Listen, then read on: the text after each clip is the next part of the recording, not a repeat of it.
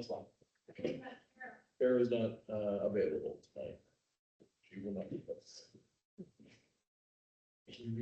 There, Jean.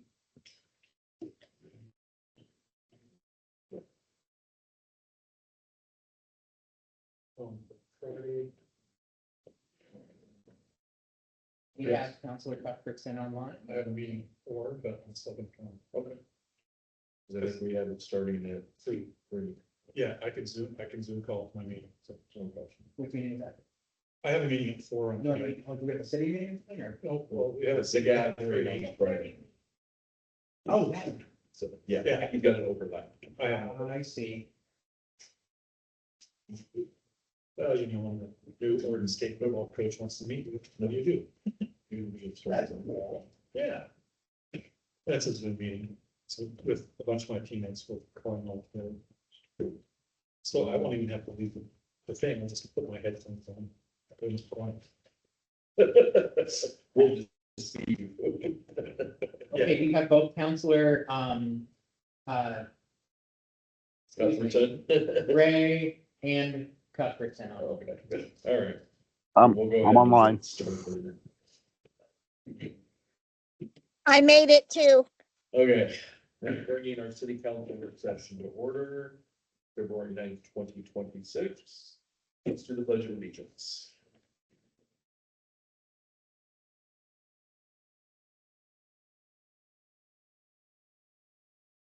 States of America, and to the republic for which it stands, one nation, under Under God, God, indivisible, indivisible, with with liberty and justice for all.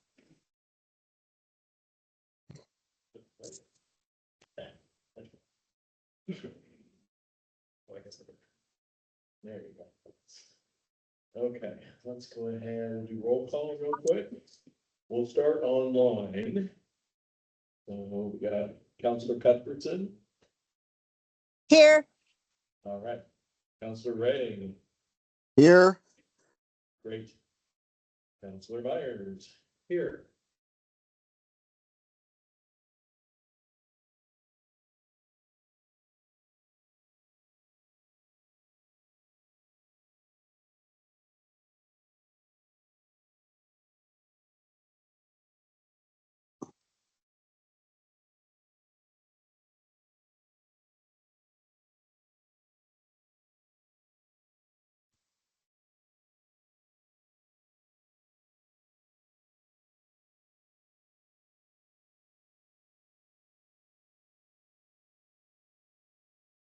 I think you guys are muted on your end. I can't hear you.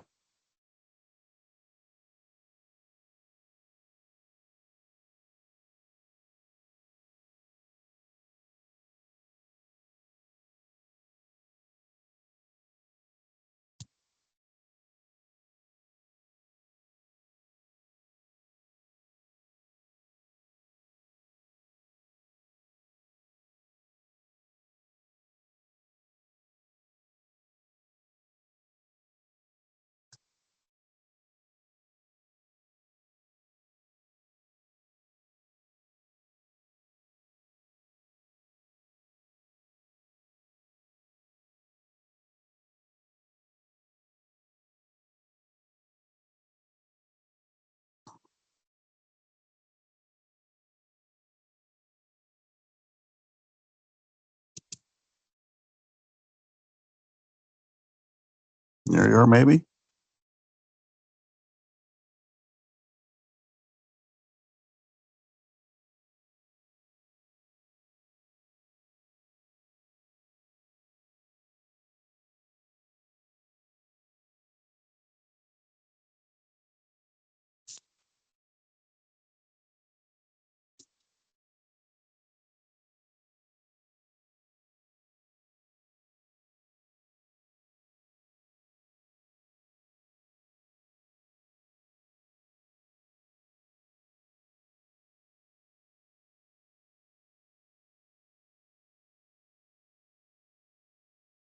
Your microphone isn't working? There we go. Now I can hear you. Okay, now we can hear You were you. you were muted, and then your video came up, and I could see you guys talking, and it was still muted. Thank you, sir. Did you hear the request from Mayor Sheets? I did not, sir. Us to add to the agenda tonight, Kubota pricing. Just want to get a quick yes or no from you and Counselor Cuthbertson. Okay. So I heard Counselor Myers and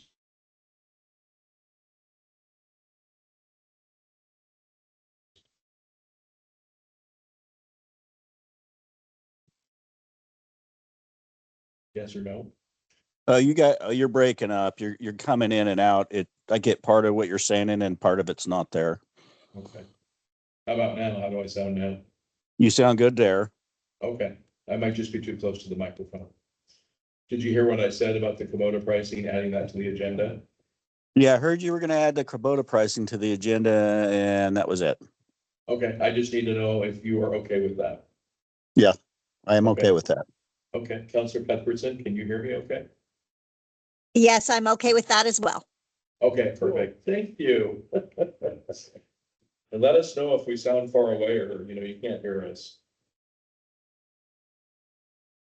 Oh, there's an echo. Big cat. I'll go ahead and share my screen here real quick for everybody.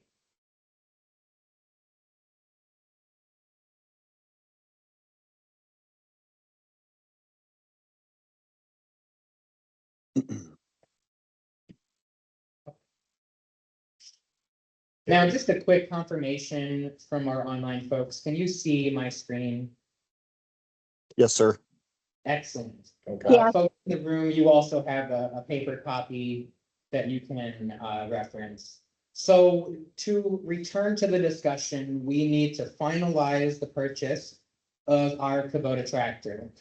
After getting multiple quotes and multiple different financing options as directed by council, I'd like to come to you to make sure that you feel that my thinking is on the same wavelength as yours with which direction to go. So what I have in front of you is a state pricing option. On the screen, you'll see that in blue, and then a Kubota pricing option. The asterisk next to Kubota pricing denotes that there's no early payoff penalty. So I want to provide just a couple of the moving parts here so you can understand where I'm coming from. This right here is probably the biggest difference. If we go with the state pricing, the tractor is $39,000. If we go with the Kubota pricing, it's $32,184. In both scenarios, they will give us $8,000 for our current Kubota. So that is what they're considering the cash back. So here what you have is the financed amount left over, $31,050 for state pricing and $24,184 for Kubota. Here's where things get interesting. Both of them are on a 60-month term. For the state pricing, it's 0% interest rate because that's what the state provides to local governments. On the Kubota side, it's 10.35% interest. That makes me feel like we're in the 80s again, right? But there's a little more to this story because if you just look at interest rate, you might think, well, let's go ahead with the state pricing. The month to month is actually quite interesting here because of the difference in cost. There's really only a $10 difference in what we're spending per month. So with the state pricing, it would be $517.50. And with the Kubota pricing, it's $527. Now, I also break down for you what that means in terms of interest over the 5-year term. In the first year, or every year, with the state pricing, we'll spend $6,210. With the Kubota pricing, again, about $114 more. So $6,324. There's no interest, of course, on the state pricing. $2,544 worth of interest. And I didn't amortize that out. I just did straight interest amounts. That number does actually change a little bit as you go down. You guys know that. But just for simple numbers, I wanted to help you understand my thinking. The interest here is $2,544. So one of the thoughts here was that we might be able to pay this Kubota off before the end of the 5-year term. Let's assume that we paid it off before we go into fiscal year 3. we would save 2,500 times 3 years. So essentially $7,500 in interest. Now let's assume that unfortunately, we're not able to pay it off early whatsoever at all. What does that mean at the end of the 5-year term for both options? It's really only a $97 difference. If you go with the state pricing, it will be 31,502. And if you go with the Kubota pricing, will be 31,599. So the price of gambling is $97. The benefits of going with the Kubota option, even at a 10.35% interest, means that we have the potential to save the interest times how many ever years it is that we're able to pay it off early. Now I'll stop there. I want to ask if all this makes sense, and I'd like your feedback from council. It makes sense to me. And even if you couldn't pay it off earlier, if you just made one payment or a double payment somewhere along the line, Mhm. you're saving money. Mhm. So to me, I think going with the Kubota one makes more sense. Thank you, Councilor. We can't pay off the state one early, is that right? Well, you can, but what is the benefit to doing so? There is No, there is no. Absolutely no benefit because there's no interest left on the table. Same. And do we have any financial use for interest charges that we can levy? Anyone? How do you mean? Well, like rebates on anything from the state or feds. No. No, interest doesn't have any benefit to us. We're a private entity, we could write it off. But no, Well, that's what I was thinking, if we had any leverage that way. No. not as a government. On one hand, the state interest free means we're already paying for that. And the other hand, though, and we are planning to pay, or well, we're hoping to pay early, we can save a lot. So My question was, like I said, I want to underscore this, what's the cost of gambling? And just going to the end of the 60-month term. It's a difference, like I said, of $97. well, and even that, it's probably less than that, because like you said, it amortizes down. And it's, I think the gamble to go with the Kubota is the way to go. And as long as that interest rate's fixed, Yes, absolutely. Yes, it is a fixed interest rate. and can we renegotiate the interest rate if it goes down? No, this is a fixed interest rate. As far as I know, we can't refinance because they are The finance. the financer. Yeah, Okay. so there's no competitor out there to go to. Okay. Folks online, Counselor Cuthbertson, and Counselor Ray, what are your thoughts? My opinion is obviously the Kubota pricing. Okay, I mean, it's pretty straightforward. I mean, you got it all penciled out right there. I mean, I wouldn't even call it gambling. It's just business right there. yeah. This is, in my view, a no-brainer, but my job is to bring to you decisions, especially that have, 5-digit price tags on them. Oh, yeah. If you make the monthly payment every 4 weeks. I personally won't be hurt, but. I'm Sorry. kidding, I'm kidding, I know. You as, yeah, sorry. If we make the monthly payment every 4 weeks, which would be 13 payments, we'd be way ahead. Absolutely, like, that's exactly kind of, I think, the point that Counselor Evans was making. Yeah. Pay early and still save interest costs down the road. Counselor Cuthbertson, I suspect you're probably on the same thinking as other folks. Just if you've got a second, what are your thoughts there on that? I agree. I think that it's worth it to go with the Kubota just because we have that option and it'll save us. Thank you for allowing me to add this agenda item in this evening. I felt it was the most appropriate thing to do. Yes. I have one more. Yes. I don't know if we can get gap insurance on this type of equipment. But if it's available, I think that would be a good way to go. Yes, Because if something happened to it, I'd hate for us to have a piece of equipment we couldn't use and be still making these payments and have to buy another piece of equipment. Absolutely. Well, that's a good question. And is there insurance for tractors? So there's two things. First, to answer your question, there is gap insurance, whether or not we can go and get that third party is a question that I'll bring to our insurer.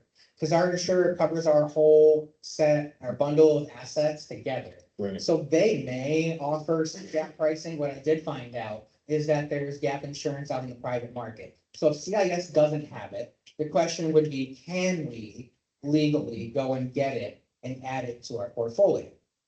But the other thing to note is that this has a 3-year warranty on it. And so anything that's warranted is covered, but we all know what warranties mean. They exclude everything that possibly can. So to the extent that gap coverage is available, I'd very much like to look into that. And I'll bring that back to council for review, let you know what the cost looks like, how it maps out, and see if that makes sense for us. Okay. Thank you. Yeah, it's a really good question. Thank Okay. you very much for that. I thought that was straightforward. It seemed to be. Okay, now I think we're back on track. Reservation and rental pricing review. Those of us here in the room, it's in the packet. TJ's making a pull up on the monitor here in just a second for the folks online. Suggestion real quick on that, Yes.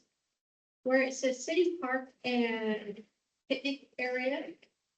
Instead of saying picnic area, can we say pavilion? Yeah, it's a good That point. narrows it down to the covered picnic. And area. not like the table on the other side Right, of the whole park. Yeah, we can do that. if everybody's okay with Yeah, it. folks, what do you think about that? The more explicit that we can be, the better off we'll be.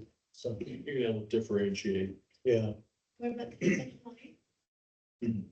What's that? Counselor Ray and Counselor Cuthbertson?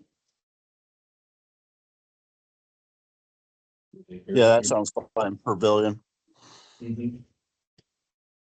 But thank you for that. It's a good suggestion. Counselor Cuthbertson? Did you hear us? Yeah, barely, and I'm okay with that. Okay, thank you. I'll pull my microphone a little closer too. yeah, we just got electrical feedback to get sheets. I just have a lot of moving parts. I'm sorry, I'm trying to work as well, so I No apologize. problem. I'm doing my best. Absolutely, thank you. So we're looking here at this sheet of facility rentals, fees and costs. This should all look very familiar because we looked at this exact information last month. Where we left off, and this is for the benefit of the group, because I think we had a moment at the end of the meeting where Counselor Williams noted, oh, we're taking down all of this stuff inside of this room, which is what goes into the effort that renters no longer have to take on themselves. And I appreciated that we heard from Kurt Green last month, who was in the audience, who mentioned who actually used the kitchen here during Thanksgiving.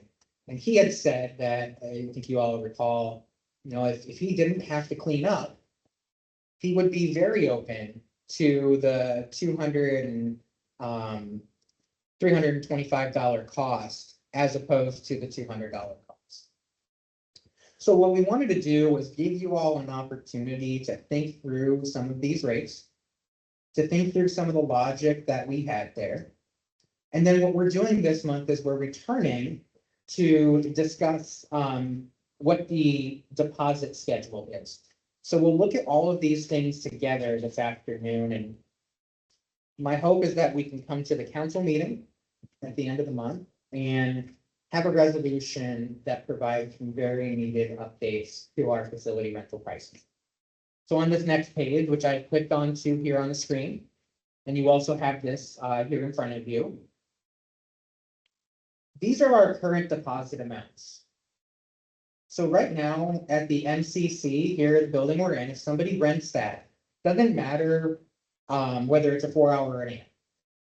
And we're keeping that budget. deposit amounts are deposit amounts regardless of how long you're. Right now, it's $60. And I think I had sort of joked a little bit last month that the only thing somebody could break and we could recoup is maybe a door, right, for that cost. The intent of a deposit is to encourage people to take care of the facility, right? The MCC hall and kitchen is only $20 more than that, so currently it's $80. The city park, if there's fewer than 50 people, is $100. If there's over 50 people, it's $200. These categories where there's NA are the ones that we're recommending separating out. And now while I'm on here, I'll switch this up to pavilion. So everything is the same. So that wouldn't have the ones you're separating out wouldn't have a split based on, population. Right. Well, actually they would, to the right of that is recommended. Um, So right now, if it's under 50, over 50, it's 100, 200. And to the right of that, we'll get to that in a minute, but the recommended, I do keep that structure. oh, I was talking about when you had this, the ones down below. Oh, got it. So the city park pavilion area only, no. City park, the full park, no. Ball field and picnic area. Really, I mean, we could just keep these dollar amounts essentially, copy these over to that. Because you're still renting the park. Right. But I just mean NA because that's not what we do currently. And then large events, $120. That's what, or excuse me, $120 deposit. That's what we currently charge. So my view is that we're really not disincentivizing poor use or abuse of the equipment and the facilities. What I'm recommending for the MCC hall, I'm recommending $150. For the hall and kitchen, recommending $100 more than that. For the city park, under 50, recommending 200. And for over 50, 350. For the pavilion only, I'm recommending $100. It was noted when I discussed this with a couple of other folks that that table might be rather expensive, but I don't think we've had any major issues there before, and I think 100 is still probably reasonable. I wanted to note that for you all to consider. What would we do if someone scratched their? That's exactly the thought that was brought up. DD? We would have to, fill it in, buff it out, and it would cost us money. But the reality is that anybody could do that at 10 PM who comes walking down 99, right? And so to really worry about that with the facility maybe isn't as big of an issue as I was first thinking when somebody raised that, and I said, oh, that's a good point. Now my thinking has changed a little bit. We get cameras there? We have set up for this coming year to install cameras there. And you're coming up to the next, one of the ones that makes me have a question. Instead of saying city park over 50 people, 350, you should have city park over 50 people, less than 75, because there's that bottom one that's a 75. Well, that's an interesting thing, because here, I really don't know what the logic was when the city was differentiating between these three categories. How does a large event differ from over 50 people? Is it not an event when you rent the park with 50 people? It sounds like an event to me. Yeah, I'm wondering if they were thinking a baseball game or something. I don't know. I suspect that it has more to do perhaps with the other thing that we'll be talking about this evening, having to do with forms associated with events. So we have a lot of city, we have some city events, but we also have other people who want to come into town and do events, like a bike ride would like to come through the town. I think that's what that's intended for. And I think that's really just all it ever was, and I never added in the forms for liability on top of that. Because they do require you to have insurance. That is one thing when we have the application form. If you do a large event, 75 plus people, that's where the insurance item comes into the pricing. I'm gleaning from tea leaves here, but I think that the intent there was to make that the event structure. It's a great question though, Harry, because I don't know the answer to that. Yeah. Does anybody else here have thoughts or knowledge on this? I don't have a whole lot of knowledge around this. to be No, I honest. don't either. To me, it's like if you're renting the I city hall, you've got I- 200 people, you're only gonna pay 350. If you're having a large event, you're paying 500. I mean, you're gonna have to explain to people what the difference is. Agreed. Counselor Cuthbertson, I think I heard you about to mention something. Yes, so a lot of this came about because I had mentioned that, you know, we're paying for these facilities, but we're renting them or people are using them. And anyway, so I asked that we go to this option of having people rent the spaces because it takes our resources to take care of it. And as a parks committee, we were supposed to go over all of it, but it was all handled internally and we never saw any of it. So Yeah. it was, I think, all handled by one person, if that helps you. You know, and that makes perfect sense, and that does help a lot. Thank you. Okay. Yeah, I don't remember seeing anything on any agenda about the group. Of course, I was gone for what? Well, it didn't change while we were gone, so. You didn't miss anything. Yeah, but I don't remember this one. No. So the punchline really is here that for that one, instead of 120, I'm recommending $500. So that is, you know, essentially what 4 times as much as what we have there currently. But I think that reflects the fact that we're gonna be doing events maybe a little bit differently. And we'll be talking about that in the forms we have coming up. My thought at this moment is that it might make sense when it comes to just simple reservation pricing to eliminate that from the schedule and treat events as a completely separate bucket. And the events would be for events anywhere in town. That's exactly right, not just at the park. Yep. That's the thought. So again, this is a work session and it's something for you to sort of chew on, think about, ask questions, take this home. And then at our next meeting, and I'd like to dig into it just a little bit more. Thoughts on the deposit structure, either the current structure or the proposed? I think we have to update to the proposed and you know how costs have gone up. And liabilities, the other ones don't even cover our liabilities. So. And I know that we're a small community, we're not a lot of high income people here, but unfortunately. The costs are what we have to do, so we're either losing money for all of our citizens or we're trying to at least break even.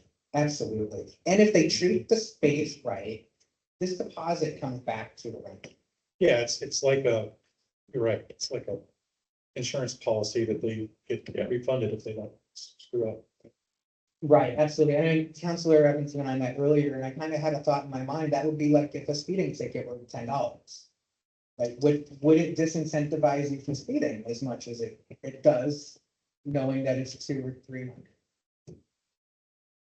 I don't know how much it is. But I know in the next handout we had where you guys called everywhere. Yeah. around To get the deposits and what they charge. I have to say, I know we're a small community, but I don't think we should have our deposits at the lower end. You know, like of all the communities around us, cities around us. Because we're growing. And here we're wanting to change that. Because they've been drastically low. For our fees and deposits. And so we're letting the community know when we do change and what we're changing them to. And then we're going to grow and we're gonna think, oh my gosh, now we need more because things are happening and more people are using it. And then we don't want to turn around and ask some community, oh, we're raising the prices. So I think somewhere along the middle of the road is good. We don't want to be on the upper end, but I think somewhere along the middle of the road is good. Because, like I said, we don't want to have to turn around and raise it again in the near future. I agree, something in the middle would be best. And So- for quite some time. My opinion on that is, yeah, we're a small community, but the cost of repairing something's the same no matter where you're at. So having the deposits up at the upper level is a better thing. Well, the repair cost could actually be higher for us because if there's any mobilization and demobilization of whatever repair we have to have. If you're farther away from that person's base. Absolutely. You gotta be careful though. You don't wanna price yourself out of. No, you don't want to price yourself out. It is a balancing. It is a tricky balance. So there were two questions that I wanted to be able to ask and answer in this process. One is, how much does it cost us to provide this service so that we can bring it?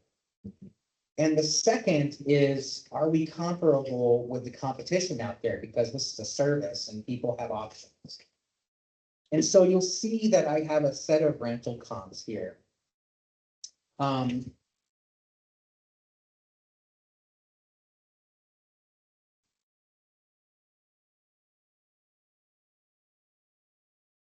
Remove the grid lines because of this. So what we see is a number of different facilities.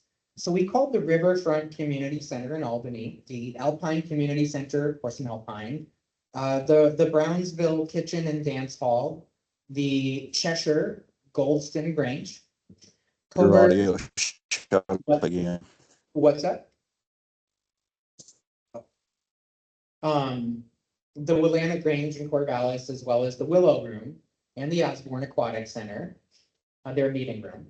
There's the Elmira Grange, the Irving Grange, the Glenbrook Community Association, the Junction City Grange, Marys River Grange Hall, and the Veneta Community Center. I was surprised to learn how many Granges there were. I was also interested to learn that only a few, I think maybe one, have a kitchen. Most of them are just big open halls. Not too dissimilar from this, but my understanding is they're very old. They're much older structures. It's interesting to see what their base rates are. So the Riverfront Community Center, they're charging $250 for 4 hours up in Albany. We're lower than that. For if you were to just rent this facility by itself for 4 hours. Same thing with a lot of these, especially we know a couple of these have kitchens and other facilities, but those are the ones that are a little bit more money. I think the Irving Grange, if I'm not mistaken, was either that one of the Marys had a refrigerator and kitchen and all of that stuff. But if you're just looking really at the room itself, most of these are going to be between $125, $100, $160 for either a 4-hour or an 8-hour day. And what I find helpful for me is looking at the facility fees. Our 4-hour day would be 120. So we're actually middle of the road, a little bit lower than most of those for just a facility. The ones that have a kitchen, I'm not seeing a half-day option. So to offer a kitchen for a half a day for $150 is pretty darn good in my view. I'm not seeing anything else out there that can touch those prices. If you do the kitchen for the full day, MCC hall plus kitchen, you're at $325. That's comparable. That's on a par with what we're seeing at that Marys River and at the other Grange that was like $300. So I could go sort of back and forth with these, but the point I wanted to make for everybody is that the pricing is, I think we're very competitive. Counselor Evans, I see your hand. Go ahead. Interesting that Junction City has a 250 deposit plus a 55 fee. Yeah, that's interesting, isn't it? They don't bake the cleaning fee into the cost of the rental itself. It's an additional fee. Right. My view is we baked it in because I want to keep it as few moving parts and as simple as possible for the renter trying to calculate. Now, on our rental fees, we're not covering we're not charging any overhead costs. Electricity, You're absolutely right. supplies, bathroom supplies, the cleaning supplies, which I almost kind of want to say that I think we should do a minimal fee for overhead to put in a side account for maintenance. Well, here's what I'll say, and I appreciate that point. If you look at our costs, our labor cost here, and then our proposed rate here, in every case, we're a little bit higher than what our costs are for labor.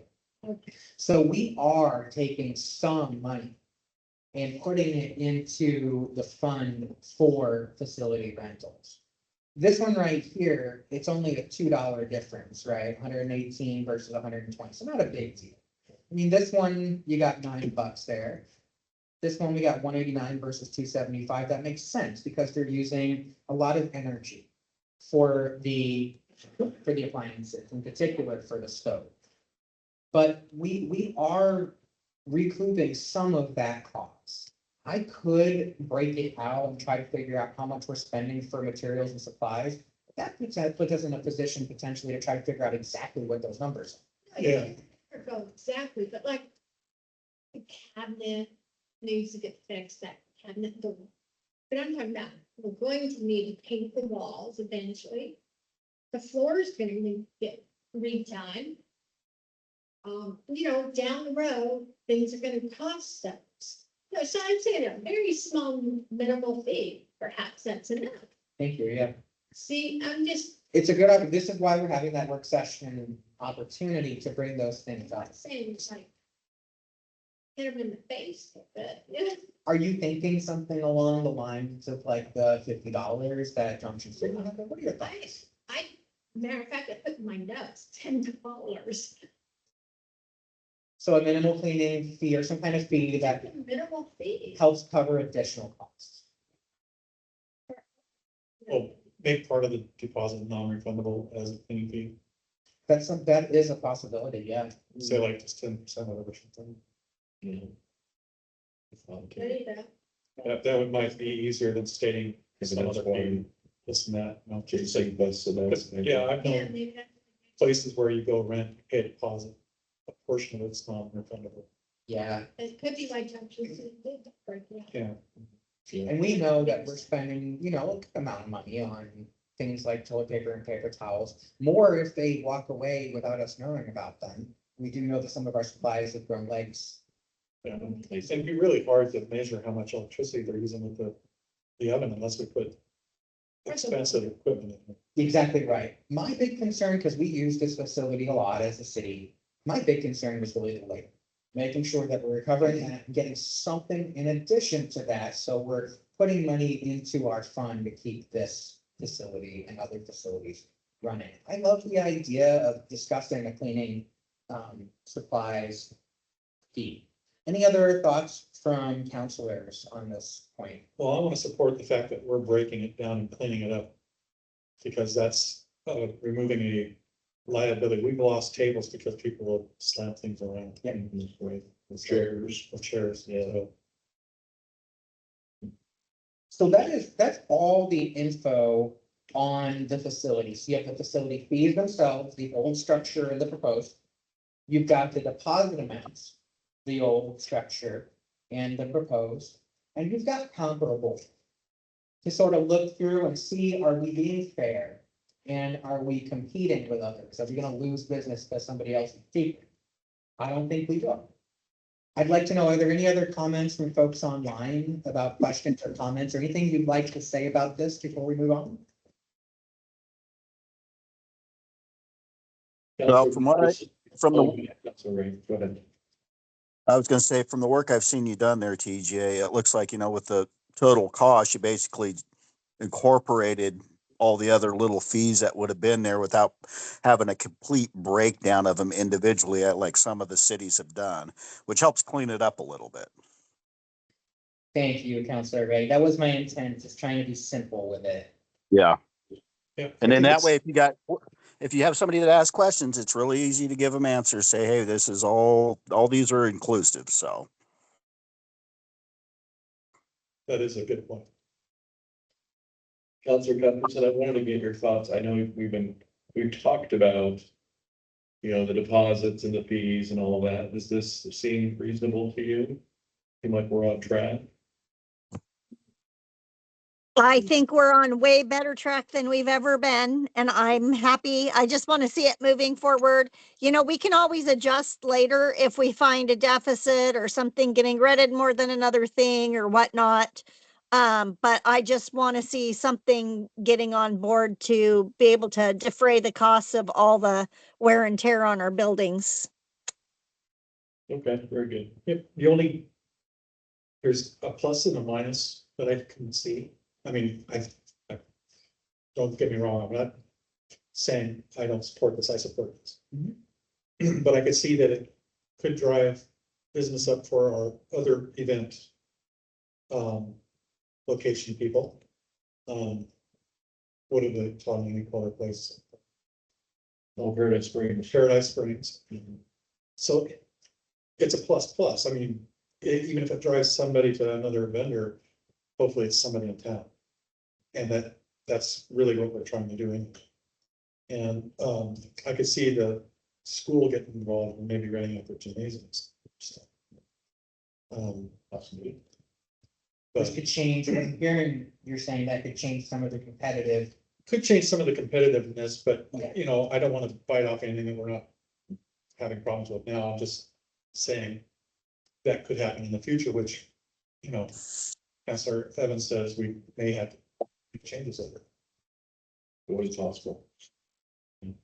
It is possible. I haven't been to that facility at Paradise Springs, but I understand that we can't touch it in terms of aesthetic. Beautiful. Yeah, and I don't think we're going over what they I would bet it's probably right about that. Yeah, I'm just saying it might drive up their business, which they might be happy with. But your comment is just so I'm understanding you, that's a comment, not necessarily a recommendation of changing. Correct, Okay, correct. It's just, keep our eye. and that's why. Absolutely. So, Mayor, Sheets, So- I think I've gotten a good amount of consensus. I feel like Councilor Ray, you were about to say something else. Is that right?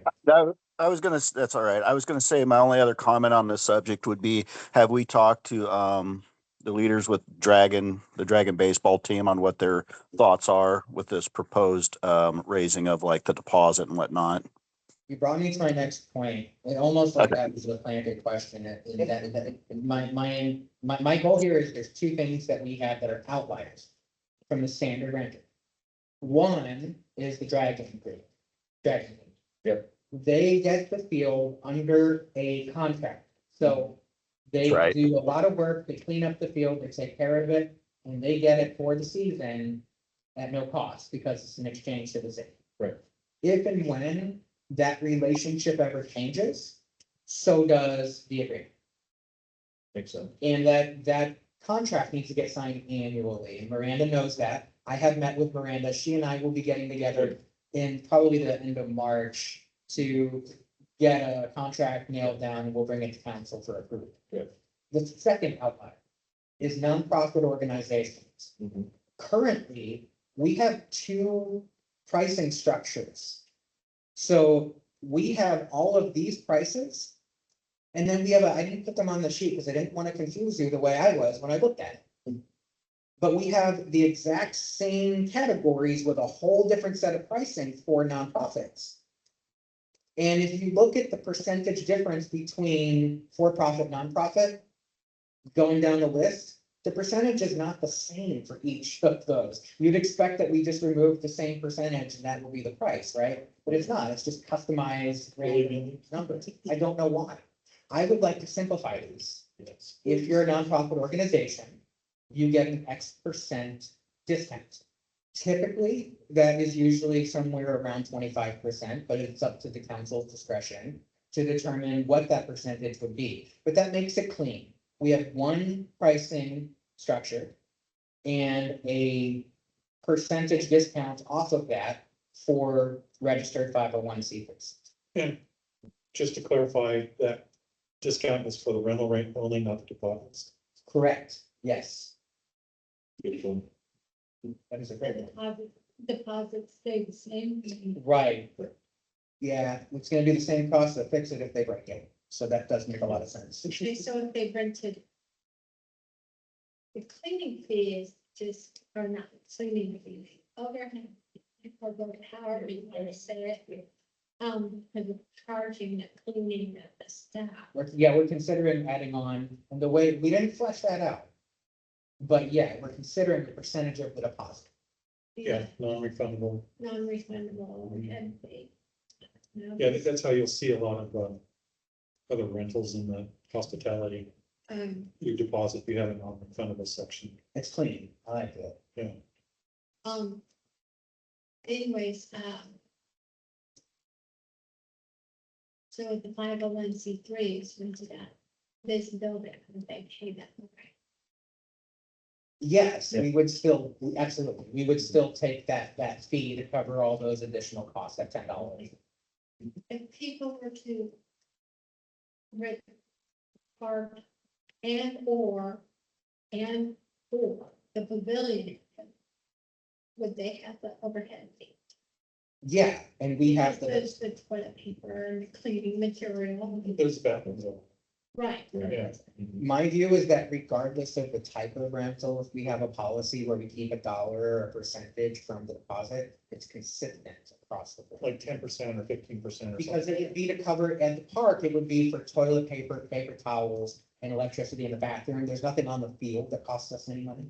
And in No. here, it's the same items. The tables, we clean the tables. But we're covering that labor costs from Ron's labor costs. Yeah, and actually, the park is where we've had the first restroom. Right. Yes. And that, where we see the most use of those materials is during the Dragons, team thing going on, but they provide a lot of benefit to the city, so that's the big That's issue. comes out. Yeah, exactly right. So I would like to prepare, if we're at this point, I'd like to prepare a resolution to bring forward to council to update these rates.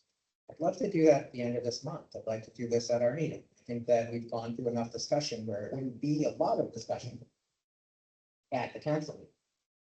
I have one more question, if you don't mind. Please, yeah, Government agencies are not 501(c)(3), are they? right, no, What about discounts to them? it's a good point. Say the fire department wants to use this hall. I don't know why they would, because they have their own, but let's just say somebody like the fire department. Well, maybe they want to do a pancake breakfast or something. Actually, what was your? Oh, boy. I'm gonna put it I'm on. not recommending we do it, it's just a question. It's a wonderful question, I'm hunting.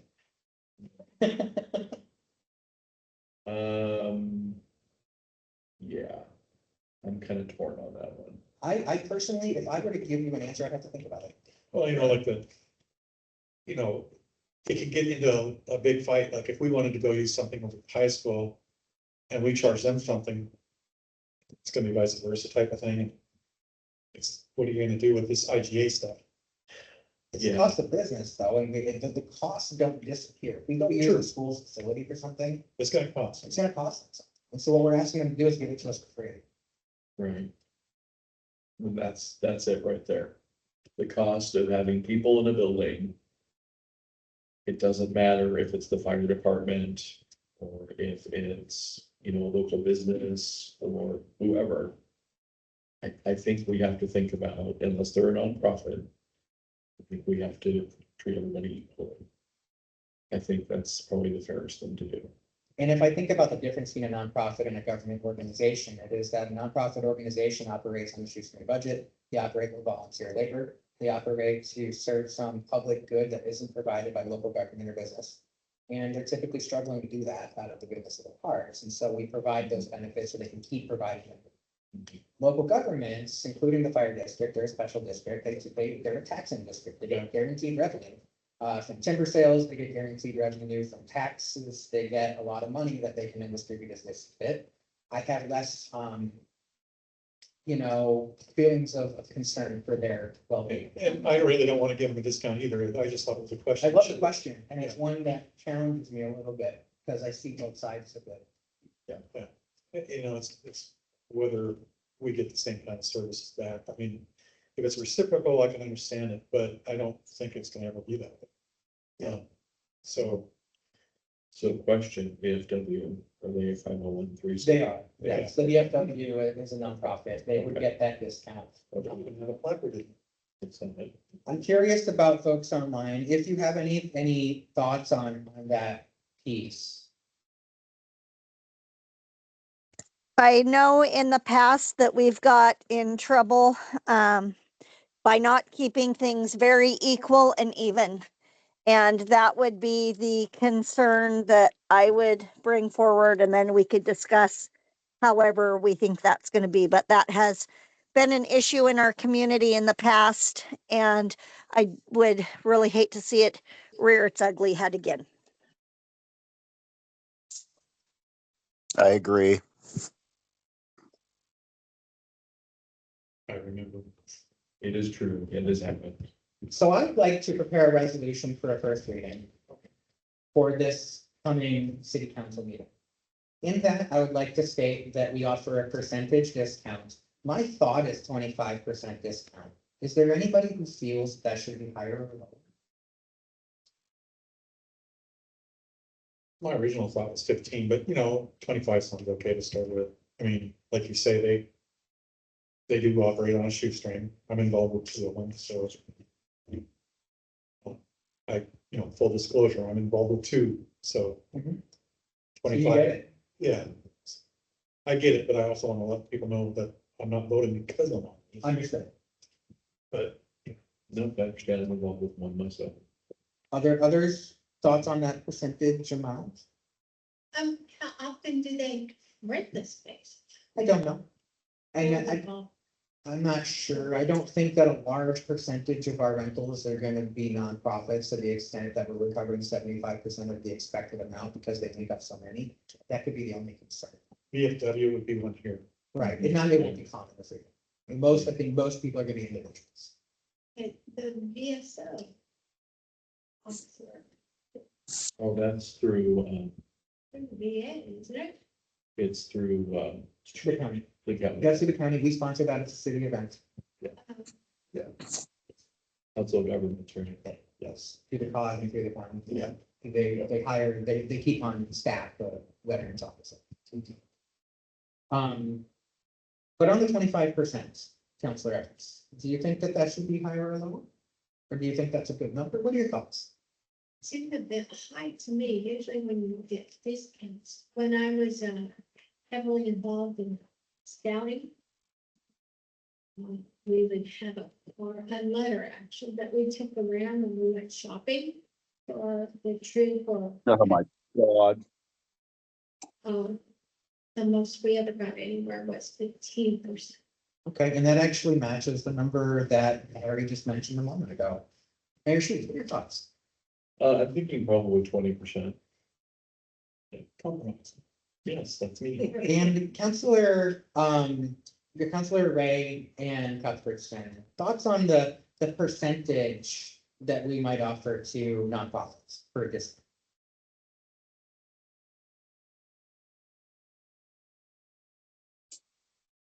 I'm open to whatever everybody else thinks. Okay, So, where did we come up with it? Like where did you come up with the 25%? 25 is a pretty common number. I've Is seen it? it, Okay. I've seen it a lot in the past. There is no hard and fast rule. It has Yeah. fluctuated. I've seen 25 frequently. I've seen other numbers too.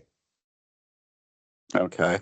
I guess the way I look at it, as long as we are still recuperating cost of doing business, because that's basically what we're doing is we're running a business, and we definitely don't want to go in the negative. So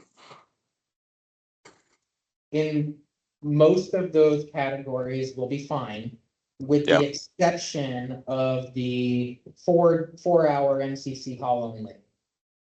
That one, we're only getting $2 extra right now, so that discount would be a benefit to the nonprofit, but that's such a small amount, I'm really not concerned about that tier. These other tiers pretty well absorb that. all right. Can you scroll that back over a little bit? I think you still need to change the terminology for, there you go. The last one, are you going to change that from picnic to pavilion on the last there, or are you going to leave that as picnic? Nah, I just didn't notice. That's all right. Good catch. Okay, good. Oh, that one's there. Yep. Okay, so what I heard was 25, 15, and the mayor recommended 20. It's kind of a nice middle of the road. I'd like to craft the resolution to stay 20. Sounds good to me. And then, of course, we're gonna discuss that at the meeting, and if there are really strong feelings about that between now and then, we can stay from there. Okay, Okay, You could have the wheel of fortune with this. who's gonna be that? Counselor Cuthbert, do, oh, she already said she, yeah, good with, I know. with however it shakes out. Okay, so I will have a draft resolution for council to review, at our next meeting. Sounds good. And sir, I believe I hand it back over to you for our next. Okay, so it looks like the next item on the agenda is the special event permit form review. Thank you. Again, that's in the packet, I believe. Yep. You all have some reading material in front of you. We're gonna go over it tonight. We have another set of. Yeah. I only had the four. I left them all over here, Oh, because I needed 6 copies. okay, well, I think we have at least one we can share. Okay, Cool. so we will not revisit this again until our next work session. Okay, So we will skip this topic for our city council meeting. I'm planting the seed right now. We'll return during the next work session meeting. And then the following meetings after that, we'll get down to drafting forms and real business. I want to review what's on this document so that when you take it home and review it, you know what I'm asking you to look at and to consider. So the purpose, I'm just gonna read through this for the benefit of the public as well. The purpose of this discussion is to introduce and discuss the proposed tiered special event permitting framework for the city of Monroe. What we're looking for is council input to help guide staff in drafting clear and predictable and proportional event application materials for future consideration. It's policy focused and no action is being requested, of course, at this meeting. So why am I looking at a tiered event framework? The city has received multiple requests for special events that really vary pretty significantly in size and complexity and impact on the city's resources. Historically, these events have really operated without a consistent permitting structure. There's been a lot of uncertainty for event organizers. Mayor Sheets, I know that you felt that yourself as well as the groups you work with. It's been confusing for staff as well as for the public, particularly with regard to safety matters. I know that the fire chief is probably constantly just wondering what's going on and does he need to put out any fires. A tiered framework allows us to, match the application requirements to the scale of the event. So I don't want to ask somebody to fill out 10 or 12 forms if all they've got is a couple of people. I want to ensure the public safety and liability considerations are addressed for the kind of event that it is. If there's alcohol there versus not alcohol. If there's vendors versus not vendors, there's certain risk profiles that we can assess. We want to provide predictability and transparency for event organizers. So when they come forward, they know what to expect. And in fact, they're 90% informed before they ever even pick up the phone. They should be able to look on the website and very clearly understand how it works. We should be able to support the community and economic development functions of the city while protecting city resources. Councilor Myers and Mayor Sheets, you guys both recognize and appreciate how important events are in the economic development world.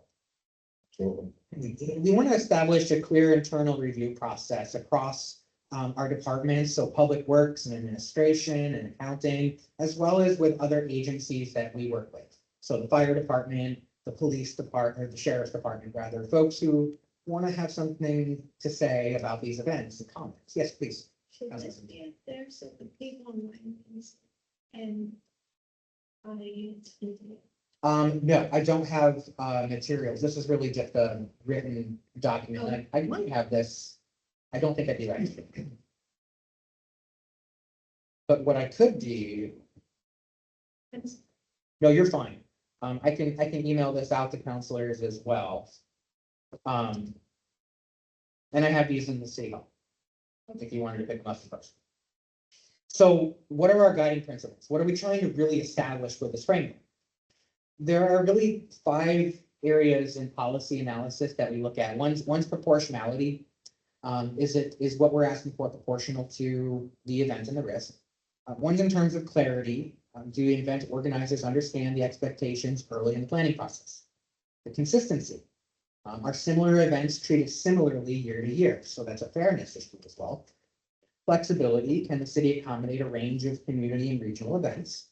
And risk management, what is the appropriate insurance, safety planning, and coordination that would be required?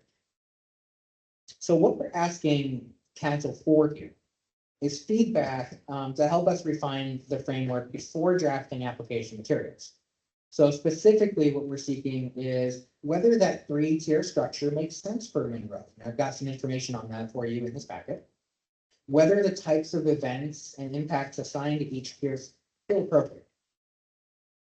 At what point should council review or approval be required? For what kinds of events and under what circumstances? How do we balance event support with public safety and administrative capacity? And should there be flexibility for reoccurring or well-established events? Price, the approval process, if you know they're coming back to it next year and they're gonna do the same exact thing they did the prior year, is there some sort of expedited process that would be justified? I could make a point on that. Yeah. For recurring events, I would like to see like a rollover option based on any issues that have come up on that event. You know, either have a easier rollover permitting for the next year if they had a successful event with no issues. If they had issues, then they had to go start from scratch. I see. So if it was a complete mess and everything didn't go as planned, and we had to do a lot to fix things. Yep, start over. Then we're not just gonna give them I don't care if carte they've blanche to go been ahead next year. here for 50 years and they got an event screwed up, they gotta start from scratch. So maybe some borders on how that would work. Thank you. I'll think about that. It's just a thought. I love that because it gives me the opportunity to come back to council next month with how we might operationalize that. Was there, everything went smooth, so it's kind of like a rollover, but they want to expand it. Well, that's starting over. That would be starting over. If it's the same configuration and I can expect it to be identical as last year and it went well, I have no real issues. I'm thinking about like the parade, for example. That's gonna be identical next year. There's probably gonna be nothing that changes. And next year, we're gonna ask the fire department to participate in this process. But once they do it the first time, I would imagine we don't need to go back to Chief Barnes and ask him to fill out the application every year. That's a big event. So I'm gonna have to ask them to probably fill out several different forms. Or they're the sponsor for it. right? They are, yes. They are. Yeah, and so I would think he'd, you know, if he had issues, he'd probably understand. Absolutely. Revisiting. You know, one thing that I would change on that, I would put Santa and Mrs. Claus at the end. The Santa always comes at the end. And the question is, though, do we make them fill out a new application with all? What's the other event where they had the? Not the horse, probably the very streetcar. The streetcar and it was like the Monroe event. We had the trolley, And the trolley, yeah. Yeah. Was that, that was just a, that's just in road. that's, Yeah. do we sponsor that? So, Or did we have somebody else? so when the city sponsored the event, we used funds from the festival fund to Right. pay for it. Yeah, we don't do that, right? Correct, BAM is sponsoring it, right? Yeah, and so they would have to go through the same process. Correct. And that would be probably one of the top tier ones. I would assume so, because Yeah, we usually have between 1,000 and 2,000 people. yeah, and they would have to have the same rules as all the other top tier ones. Correct. I would assume. Okay. But government agencies aren't gonna get any slack on this. And remember, they're not, BAM would be a nonprofit. Correct. Right, And so they're not a government agency, so they have to go through this process. But if, the same thing, like you're saying with the fire department, they're a government agency, correct? Right. No, no slack on the process. If we end up sponsoring events in the future, that would be an us problem. and we go through our own internal processes. I wouldn't be approving forms for ourselves, but I would be going through the same checkbox. Yeah, and that brings a question is, what of, let's just say, I don't want to pick them out, but let's just say Long Timbers has an event. We make them go through the processes. And then we have an event that we've set up in that street, like the festival, we've set up in the street right behind them before. Mhm. How can we assure that, you know, we looked at their business and they had input on what we were doing and what we're setting up? You know, because it's gonna affect their traffic in and out of their parking. The way that you mean the Monroe Festival specifically? We had the Monroe Festival set up in the street out here, and they have an entryway to their parking lot Right. right on the street. Oh, so we blocked that. Yes, Yeah, we usually end up talking. We actually, a member of the festival committee is actually the restaurant manager. right. So So what we- I'm saying is we need to have a checklist for Absolutely. any neighbors to the event. Yeah, so in Yes. that scenario, let's say the event was put on by somebody we didn't know. Right. And they did that exact same configuration, Mhm. we would make them confirm that there's agreement with Right. that property owner. We wouldn't talk to the property owner, we'd make them do it. So part of our, I think part of our, at least our Secure 3, we need to make sure property neighbors are. Yeah. Oh, yeah, that's always, because we end up with the festival, normally we end up blocking Kelly Mhm. and blocking Maine as well. Yeah, So, and- yeah. If we had a promotion where we gave all the residents that are affected in those areas emergency ways around, Yes, just to make them aware that, hey, we're thinking of you, we're not yeah, trying to block you and say, here's your access to the at this Yeah. hours. Exactly, and I suspect they've never complained because they've been we, involved. we normally, Yeah, we normally don't have a We normally problem, I'm just don't fight. trying to think ahead, you know, if we have more and more citizens like you mentioned, we're growing, and so there's gonna be people that aren't used to it, and we need to probably be ready for that. You're absolutely right. Then they have to talk to residents or businesses. Mhm. How do we know that they did that? Right, and so we will make, so in the tier 3, I definitely appreciate what you're saying, potentially even in tier 2. We would probably want to see the confirmation that they've communicated with neighbors that they're going to be impacted. Like a sign off sheet. yeah.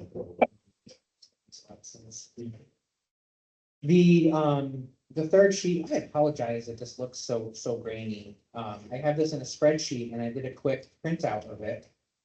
And I just don't know why it looks like this. But, Looks clear with my glasses on. Yeah, looks good to me. so what we have is tier 1 would be like low impact community events. So things that are small, you know, under 5,100 people, private property or public facilities, no right of way closures. No alcohol, limited food, if any, minimal noise, minimal, city resources, public safety review would just be administrative. Basic general liability, if any insurance at all. No real emergency or safety plan, because it's discreet and simple. And of course, I would think no council approval for something like this. We could approve a simple event. May I ask a quick question Yeah. based on this tier? The holiday festival that's handled down at the grade school. Oh, yeah, Is that something we have to permit because it's on? look on school property, so, Yeah, it's all on school property, although the people could park out on the street. well, they do park on a public street. Yeah, so I don't know. We would still ask them to go through this process, and it's about being a good neighbor.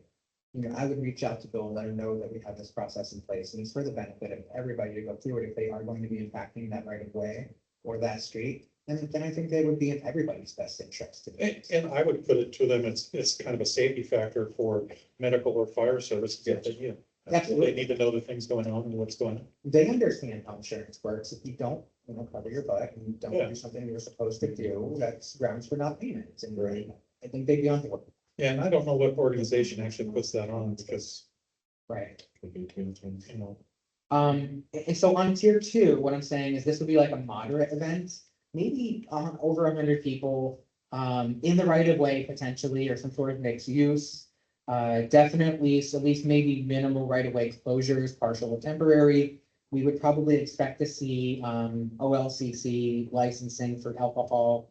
Of course, a lot more noise in that situation. Food vendors would be there. City resources would be moderate, like barricades and cleanup. You know, sheriff, fire, public works review, higher coverage limits, of course, for the insurance.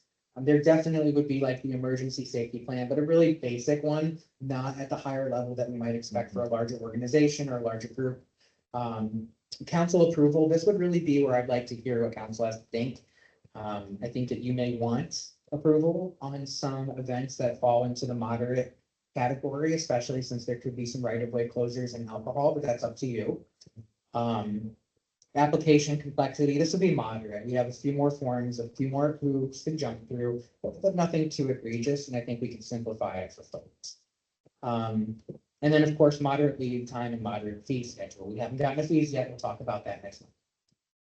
And then tier 3 would be something like the Monroe Festival, right? Where you've got lots of people, 500 plus, really extensive use of public right away. You're blocking a lot of stuff. You've got alcohol and food and noise, and all of the things are happening. That's really that top level. We have one event coming through this year that's expect to be a bike ride, potentially up to 500 plus riders. Coming through Monroe and stopping at the park and setting things up. I would expect that to be tier 3, even though it may lack some of the elements that we see here, like alcohol. Is that bike organ? Cycle organ. Cycle organ? Cycle organized, I think, Yeah. that could be right. Motorcycle? No, bicycle. Regular one. I had permitted a motorcycle event in Maine, it was the worst event I ever had. In Maine? Very loud, yeah, in Maine, very loud. So those are the tiers that I'm proposing. I'd love it if you all sort of took this home, thought it over. If you have a one-on-one scheduled with me, or you want to schedule a one-on-one with me and sit down and talk about these things that matter to you, that's helpful for me to come back to council during work sessions and during city council meetings. Our next visit is not going to be a decision-making visit. It's going to be next month, so 1 month from now. I'm going to be returning with some potential pricing. And I'm going to be fleshing out some of these things a little bit more. So please feel free to touch base and let me know if you have things that you'd like to see there. Well, I have another question is I'm presuming the committee is gonna be whoever's organizing it. For instance, on the large one, there's multiple entities involved. I don't see all of them coming in. There's got to be one. Yeah. There almost, in every case I've ever seen, there's always one entity that takes responsibility. They're the ones getting, the county health permit. Right. They're the ones doing the insurance and everything else. Yeah. But we would require it to be one entity. For a lot of different reasons. Okay. Good.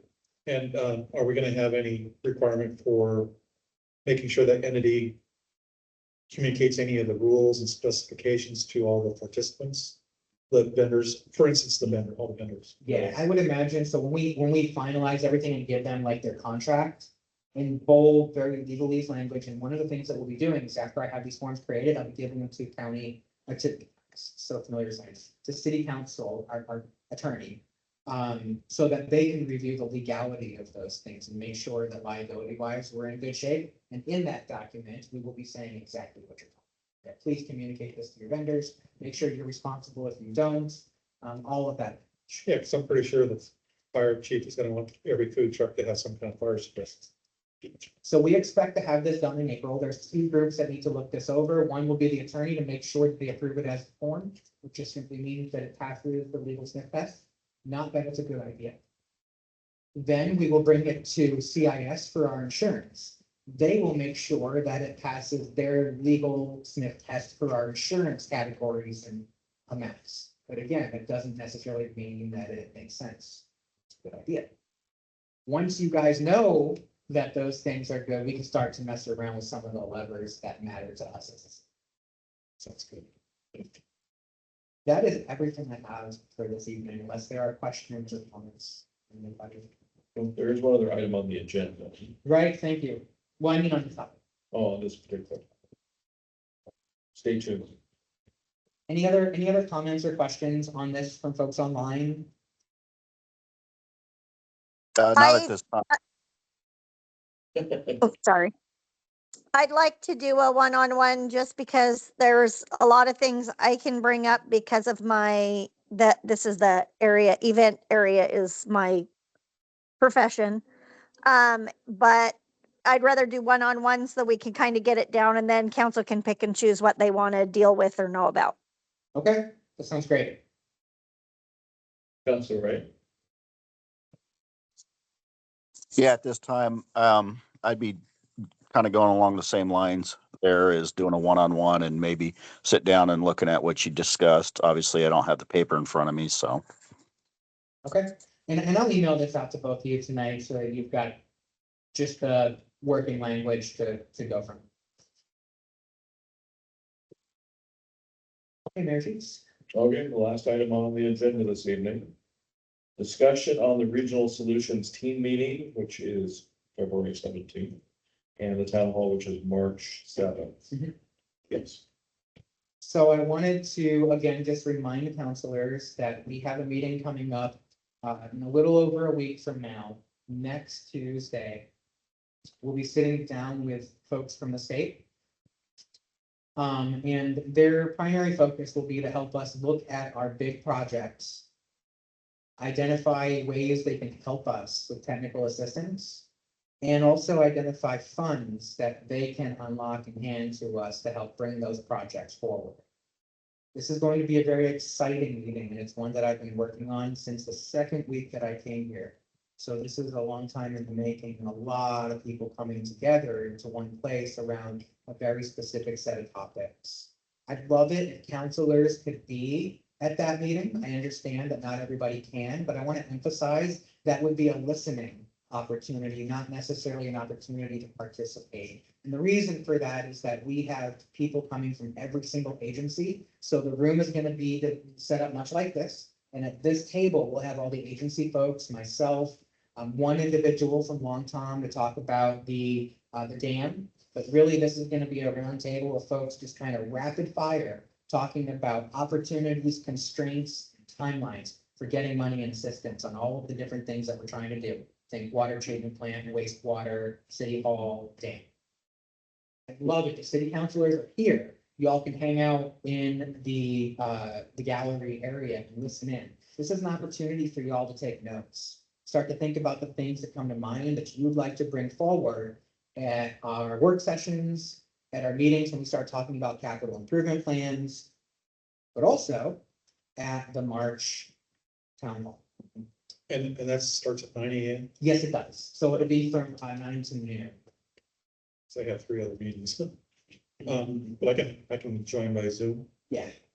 And I'm just now realizing that I have this camera live at all times. I can actually put a feed, a private feed, I won't be making that public, but I can put a private feed out for that, so let's see what that's. Okay. very good. On March 7th, we have a town hall meeting. That is public. I would love it if all city councilors could be there. I will be sitting down, the mayor and I need to talk a little bit more about how we want to choreograph that.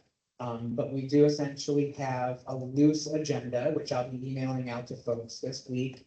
It would really start with a couple of minutes for the mayor and myself to talk and frame what we're going to be saying during that meeting.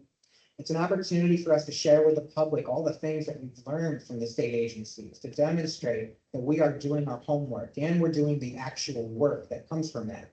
We're taking the dollars that we've received and applying them towards the things that are urgently needing to be fixed, like our water treatment plant. We're going to be providing timelines on how long it's going to take us to get to the end of that. And we'll also be talking about some of the lofty fun things we have coming up, like in addition to the dam, potentially and likely coming down over the next year, there's the opportunity to add in a footbridge and bring into real fruition the riverfront development overlay and a lot of other things that we want to see happen. So that March 7th meeting is public facing. It's an opportunity for us to demonstrate that we are doing our jobs and turning the corner and we're taking care of the city. And that's at 10. Yes, 10 to 12. 10 to, yeah. So like, if everybody could be there, that would be amazing. Should be. And that one's in the evening. I know that one's 10 to noon on a Saturday. Oh, that's right. It's on a Saturday. My bad. Yeah, and we did that because we wanted folks to be able to attend rather than being stuck at work. Are you able to go, Counselor Ray?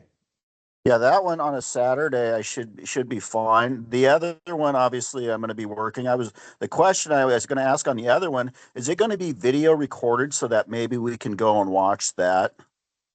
Technically, yes. I do have a recording of everything that happens in this room from the cameras. I don't have an issue sharing that with you. And the audio, Yeah, no, everything, yes, it's video and audio at all times. I have no problem with that. I could send that out to you, Counselor Ray, if it's helpful, and perhaps I just make it available to the entire council so that you can review it at will, even if you were there. I'd love to have been there, but I mean, or be there, but obviously, work got priority. Completely understand. it makes it easier for me popping in and out of 2 meetings. Right. Any comments or requests from me regarding either of those two meetings, things you'd like to see happen at those meetings or anything like that? Like I said, the mayor and I are really choreographing this pretty well, but I'd like to know if councilors would like to see anything specific. Or hear. But you said What- part of the meeting was going over to the park area, but dams. Yeah, so on the 17th, we'll spend all but 45 minutes in this room. And the last 45 minutes, we'll walk down to the dam. We'll field trip, shovels out. That's the, That's actually done. Councilor Cuthbertson, were you about to say something? Yes, when is the second meeting? It is March 7th from 10 to noon. I will double check. If it's not on your calendar yet, it will be here shortly. No, I already have it on my calendar. I just wasn't sure and didn't flip to March because I can't think past 10 minutes from now. I I feel just didn't that- hear what you said, so I didn't flip over, but it's already on my calendar. I should be good. I usually work 6 days a week, but I can see if I can get a sub, but I have time to work on that, so I'll do my very best. You put it on your calendar yourself because I have not added it to anybody's calendar yet, I don't believe. I will do that this week. Yeah, I put it on my own. I have a paper one. I'm old. I'll take care of it. Well, I like to be able to have these things on there because I don't know about y'all, but my calendar has saved me more than once with those reminders. Alrighty, Mayor Sheets, I think that's everything. Okay, I think we're done. All right, everybody have a lovely evening. Counselor Cuthbertson, there's some checks that need to be signed, but it can be done tomorrow. Or whenever it's convenient. Or we can have Harry do it. Do you have a preference? I should be done with work and the things I have to do by about noon. If that works, I'm okay with that. If not, you can have Harry sign. Do you have a preference, TJ? We don't have anything that's pressing right now because we're doing 2 batches a month. Okay, It's up to y'all. I don't care. and if anything changes, just call me. okay, all right. We'll save it for you tomorrow. Okay, sounds great. Thank you. Thank We'll you. add one that signed to me. Nice try. All right, everybody have a good evening. We're adjourned.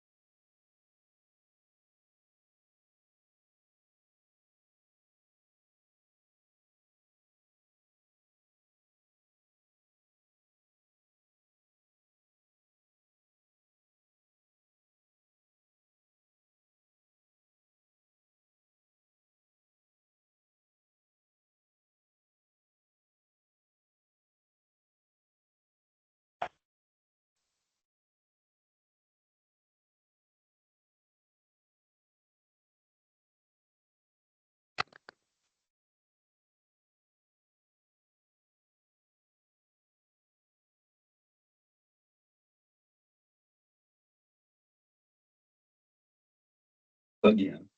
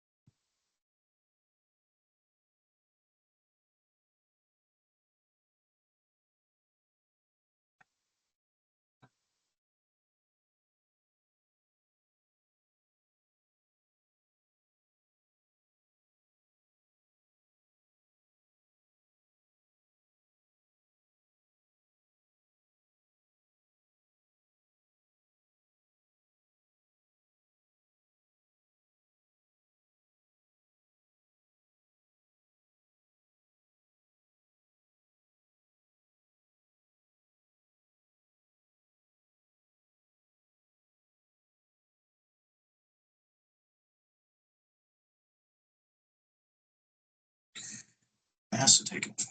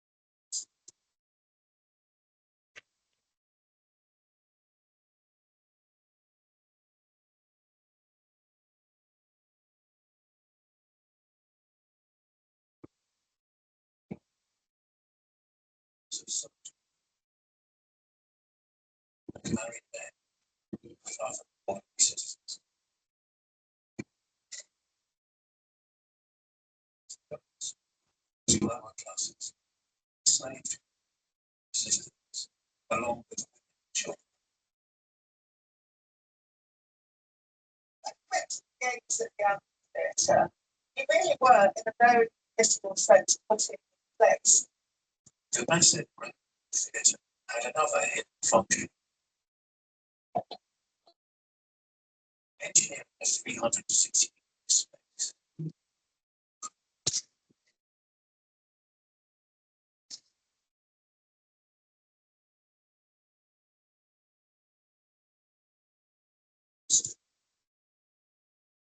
It's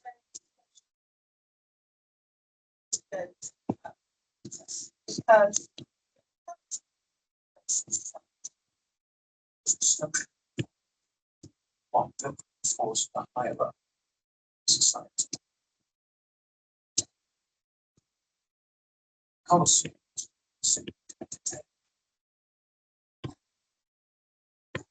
It's built to keep them under control.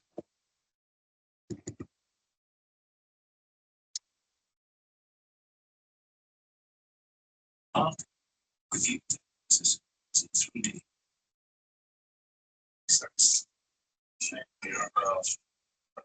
This was all just a paper grass field. The 3D image allows them to identify underlying. Not just the top, but the whole essential. And I tend to be a little shaken up. It's so much more clear now that it's amazing fun. The digital data reveals patterns not obvious. The hope is that the hidden What the fuck is my phone doing?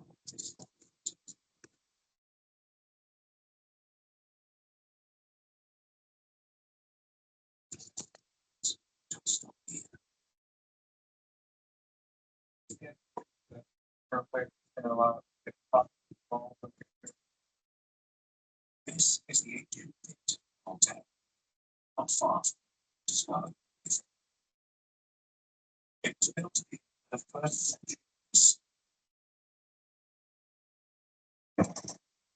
The scans of this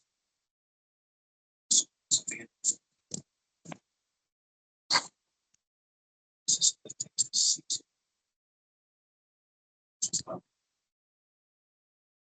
Suggests that the same set.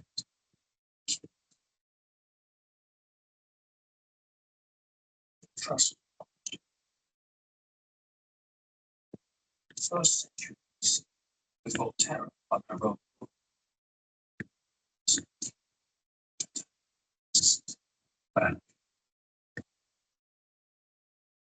But over the next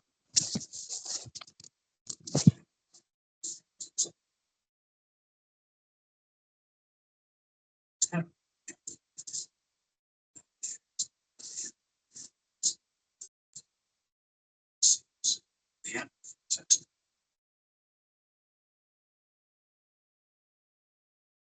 finally, with the help of these scans, the team is solving the mystery of when and why this ancient structure was built.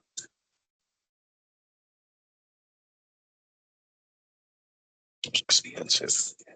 Constructed at the same time, but for the same reason as the theatre.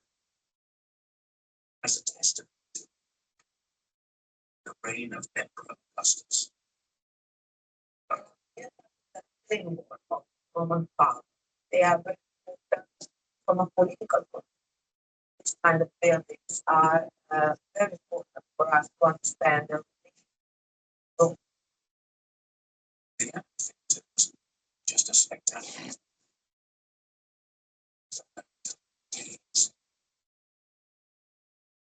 It was a symbol of Romans.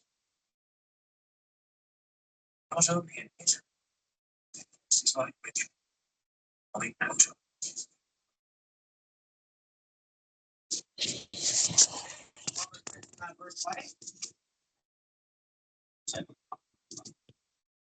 Sorry, I'm just trying to.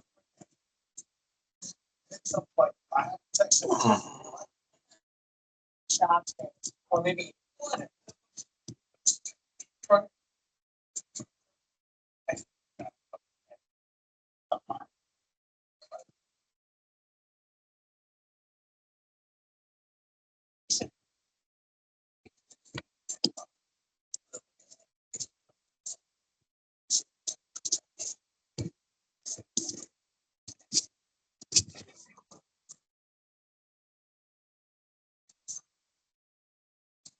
Never.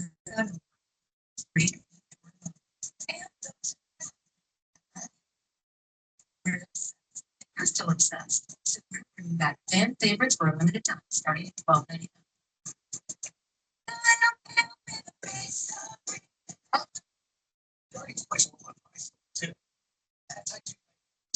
But I manage it well. Majorities.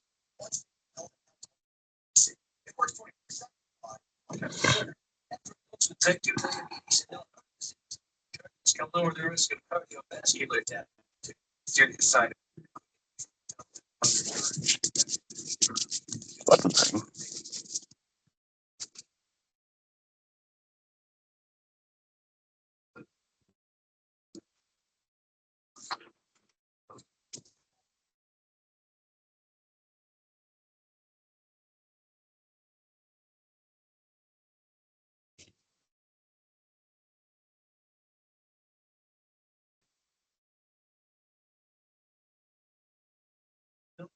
So reason. It's pretty fun.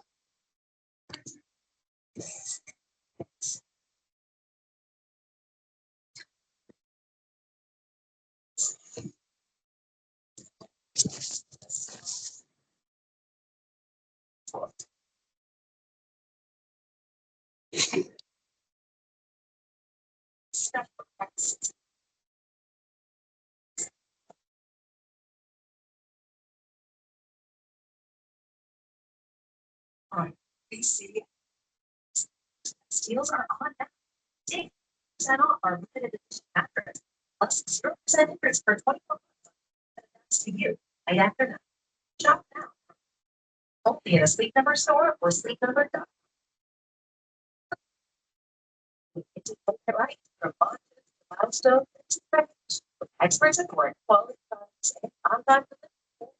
Sure your brand shows up strong. Or imprint.com. Sorry, I still love this survival.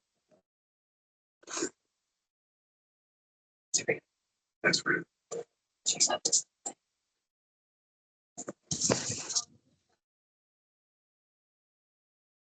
No.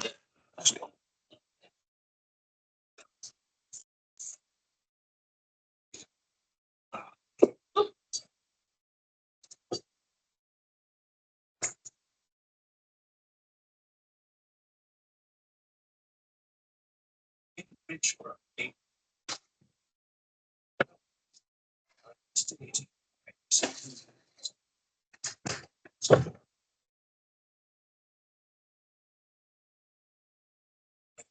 the team is working on the constant arena wall. When they begin to unlock puzzling structure alongside it.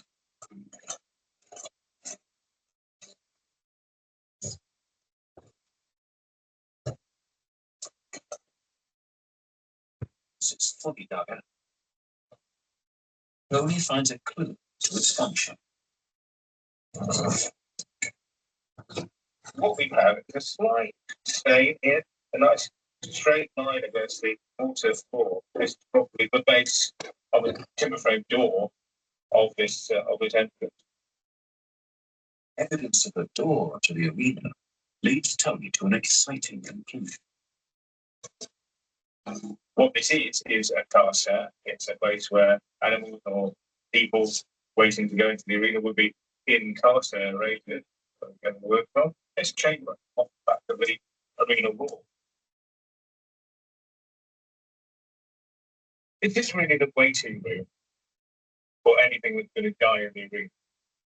It's going to be a very, very grim place.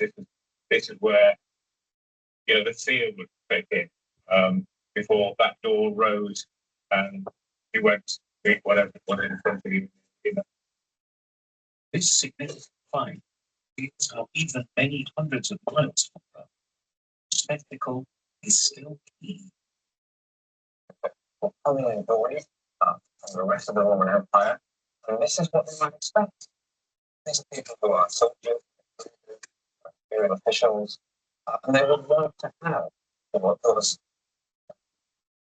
different anywhere else in the empire. This which is the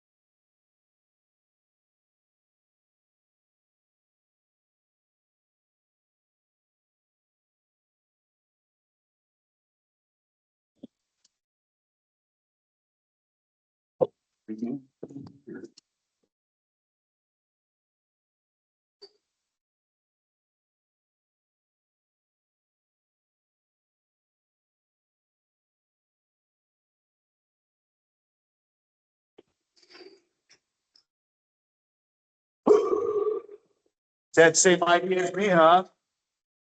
That same idea as me. Oh, you're fine. But you had the same idea as me. God, the fucking Zoom meetings, I hate them. I feel like the same thing.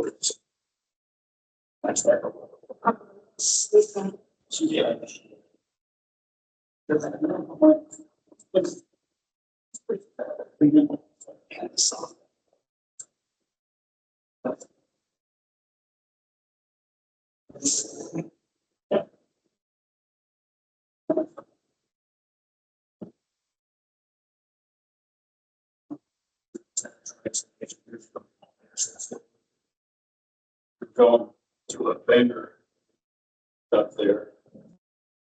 Pasco. And, of course, I'd go in there and ask them if they, he looked at me funny, because they had a pool, you can see right there in the hot tub. I said, yeah, we got, so you guys have puppy robes? He looked at me all funny and Paul's like, the fuck? I said, yeah, you got a pool in a hot tub, don't you have puppy robes? Because, I think it's Elizabeth Inn. They got their pool and hot tub, so they got puppy robes. They're like, sorry, sir.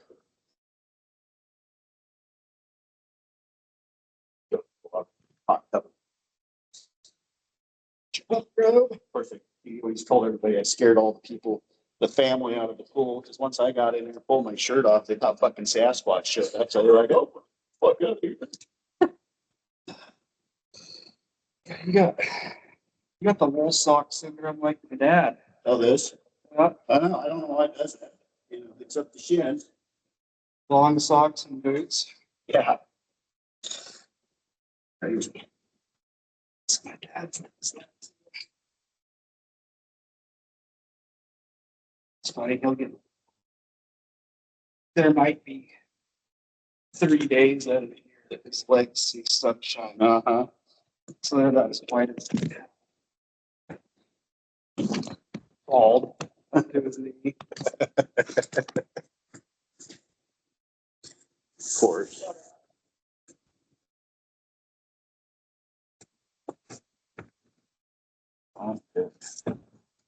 That's better. I was debating on doing that. I'm like, yeah, I'll sleep better.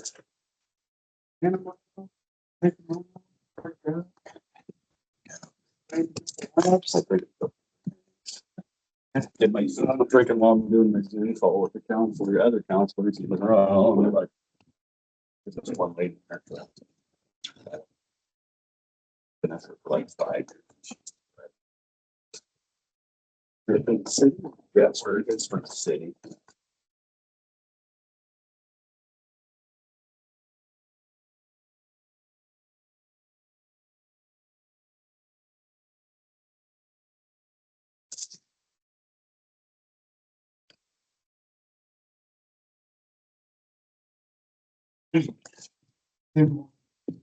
That's you.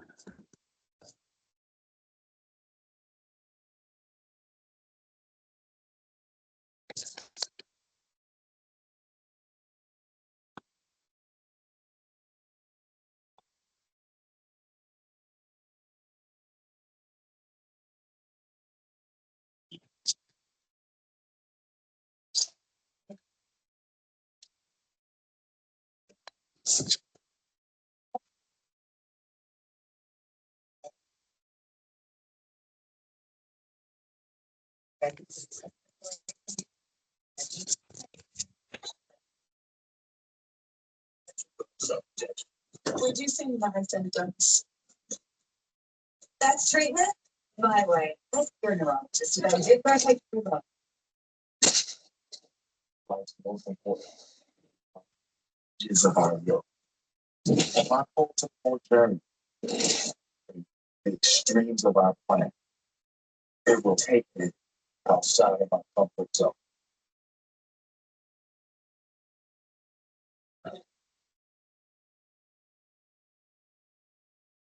The journey is just beginning. Off the coast of Sicily, Peter and the team are trying to work out what the Santa relic is. Oh, we did it, covered it. Fishing line. Got a good guy on the back? Yeah. You know, come up and start moving around, see if I got overall view. The team hopes this evidence can identify a section of the battle site where Rome fought for mastery of the Mediterranean. Look at that. It's a ramp. Bit of a jungle, but underneath all of that, it looks like a really fantastic robust ramp. This ramp was attached to the front of the ship. It was designed to strike and sink enemy vessels. This is an incredible discovery. It extends the battlefield.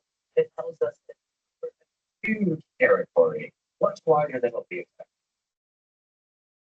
Now, the archaeologists want to lift up the ramp. They want to find out if it's Rome or Carthagena. Jim and John are figuring out how to do it. That's your agile find. We're going to have to deal with that line that's gnarled around and get some kind of reading on it. Don't think, Johnny? Yeah, to bring it up.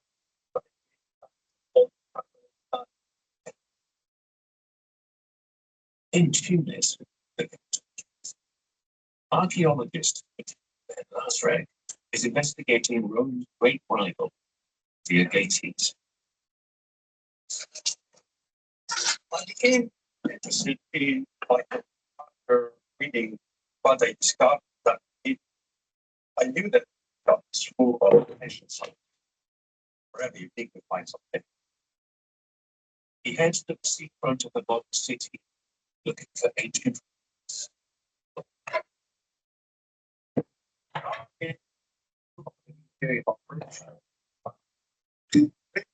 Yeah, of the Harvards. I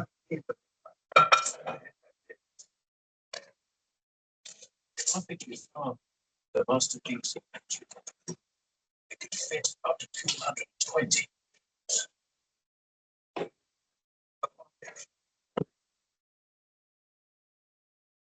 They're comfortable bucks. In the 3rd century BC, centuries of Egypt, their name gave them control of territories on the Mediterranean coast. They had fought the Greeks for over 300 years to conquer Western Sicily. In 264, seized the board of Hassan.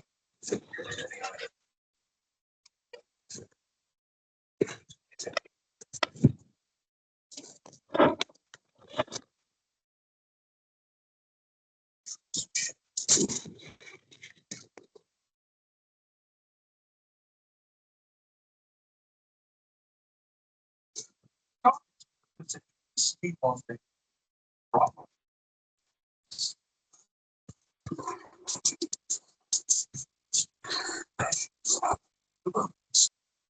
So I did supply of the against time.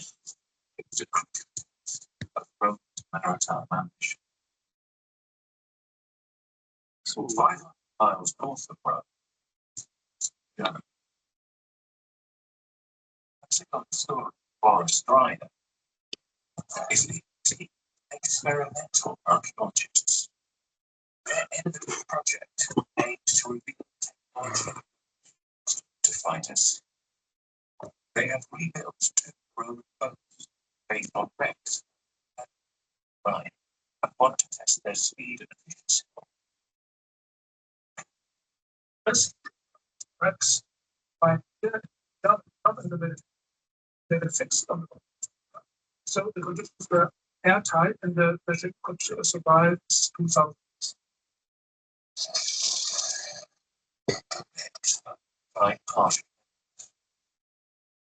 Boris has had to make some mathematical estimations in important places. This is the ram of the boat. We don't actually know the length of our ram. This length is yes. But you know that there must have been a ram. Through the size of the boat used. Its ram is made of wood, unlike the bigger boats whose ram was bronze or iron. Boris thinks the ram reduces the turbulence alongside the hull and as it cuts through the wings. This kind of design makes the boat more stable in water because the boat is very colorful. The next challenge for Boris and the team is making the boat waterproof. He wants to try an ancient method using hemp, one of the earliest plants to be spun into fine. To make the space between the planks dense. The planks are pressing to each other so that no sweat. Pressing the head between the planks, sealing the hull. But problems soon emerge.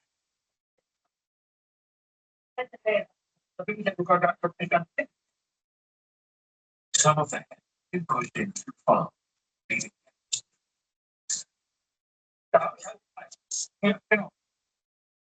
this can jeopardize the boat's seaworthiness because the planks will not be locked together.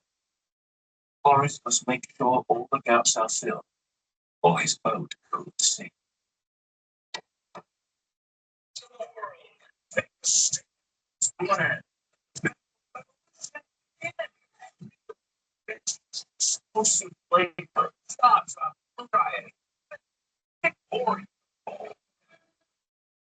Food delivery fee, convenience fee, driving fee. Of course you have to drive. Photo of bag. Cars look like me. Okay, I've got all protein, other things. Healthy choice. When taste, but you're still dealing with moderate to severe ulcerative colitis or Crohn's disease symptoms despite treatment. Put them in check with Rinvoq. Rinvoq works differently and it's a once daily pill. When symptoms try to take control, I got rapid. Well, check. Rinvoq helped physically repair my intestinal lining. Check. I got lasting steroid deficiency. Rinvoq. Check. Rapid symptom relief. Physical repair the intestinal lining. And lasting steroid. Check. Rinvoq can lower ability to fight infections. Before treatment, test for TB and do blood work. Serious infections, blood clots, some fatal. Cancers, including lymphoma and skin. Serious allergic reactions, GI tears, death, heart attack, and stroke occur. CV event risk increases in age 50 plus with a heart disease risk factor. Tell your doctor if you have these events, infection, F, B, or C, smoked, are pregnant, or chronic. Don't take if allergic or have an infection. Put UC and Crohn in check and keep it there. With Rinvoq, ask your gastroenterologist about Rinvoq. Learn how happy you said we ride, so. No, we're up long before that. It's all, we don't just ride it, so. It's section for the lifetime, so long may we drive. If you've been in an accident that wasn't your fault, you could be entitled to potentially significant financial compensation. So pick up that phone and call the number on your screen now. I said right now. Call now. I don't hear the phone ringing. Listen, I call you, but I don't have your number. Watch it. Yes. Let's pick up the phone. Call your favorite attorney now. He called you, but he doesn't have your number. Transform your bathroom with a beautiful quality of bath time. Installation or 18 months with no interest and no payments. Whether it's tub replacement, a shower replacement, or a tub to shower conversion. Call 800-481-6908. Side is no longer survivable. Spend the last 3 years still on the road, but It's real. it's real. She's up to something. Militia has a mask outside of course. You want to laugh? Be careful. It's quite serious. Right. Just about bunker.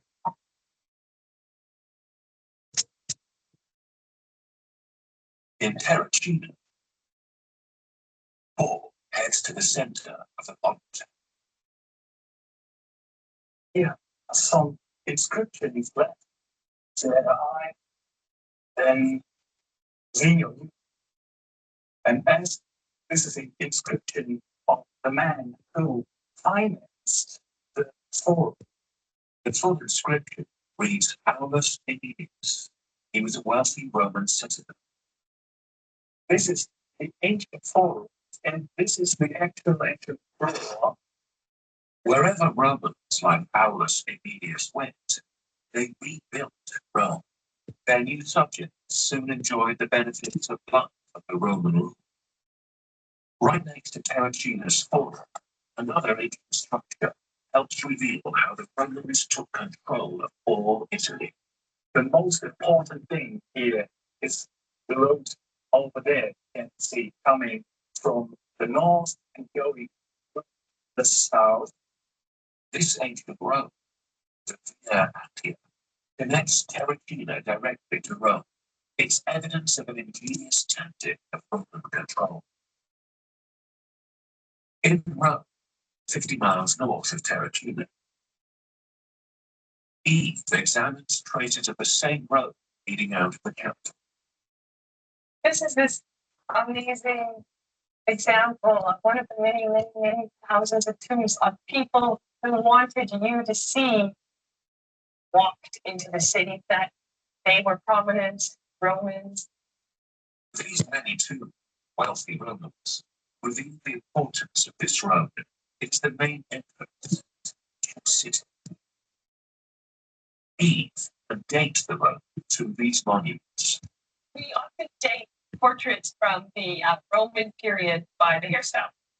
The hairstyle of the woman who's on the left is very similar to the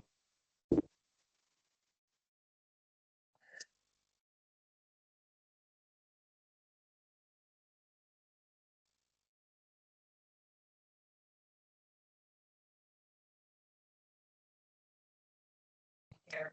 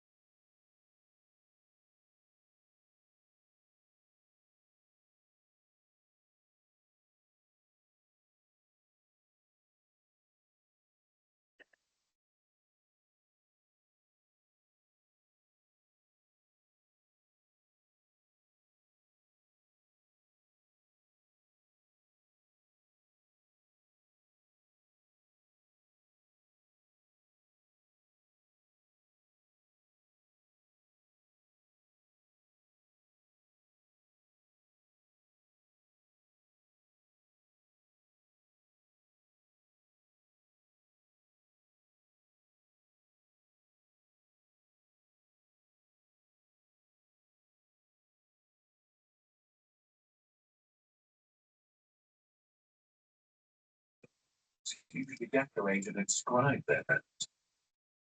The lack of any inscription suggests this one is Carthaginian.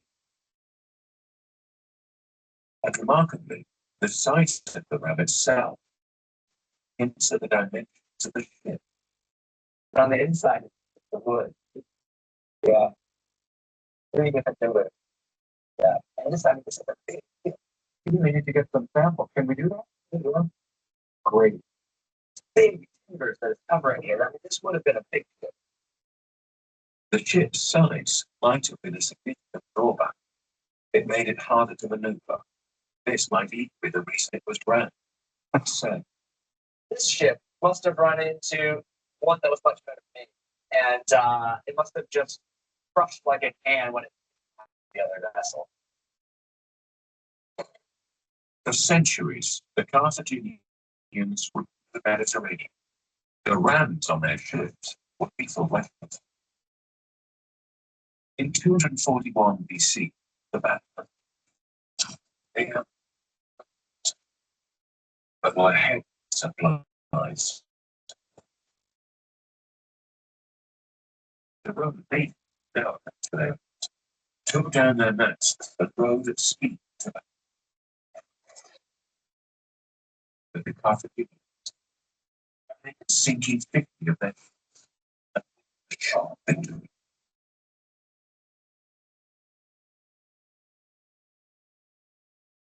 The other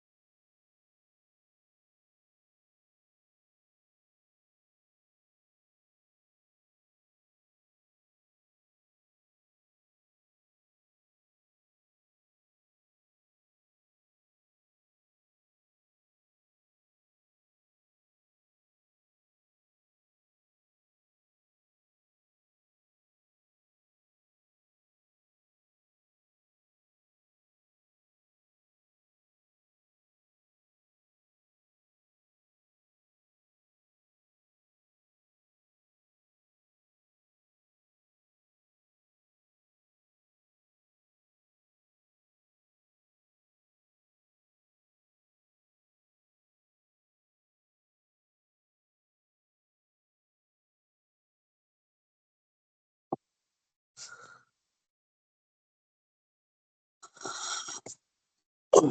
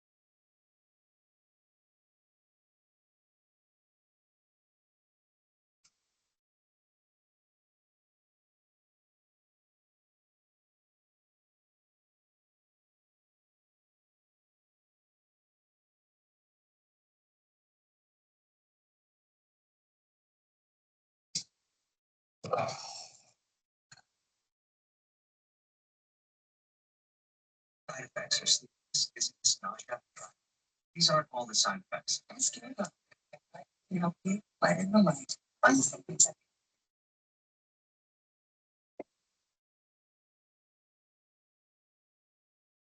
Like a relentless beat.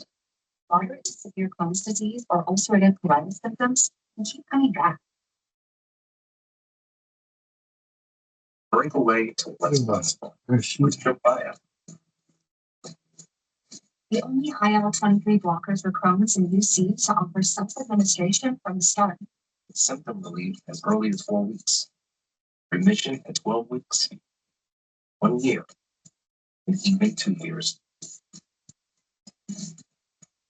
Some had this.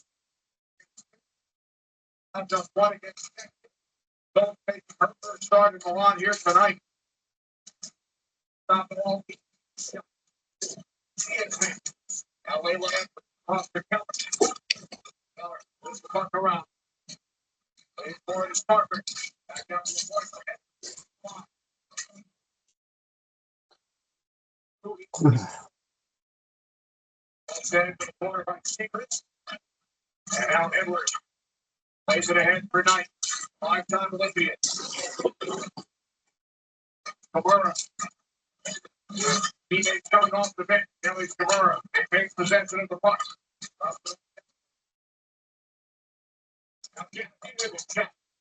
That's just the net.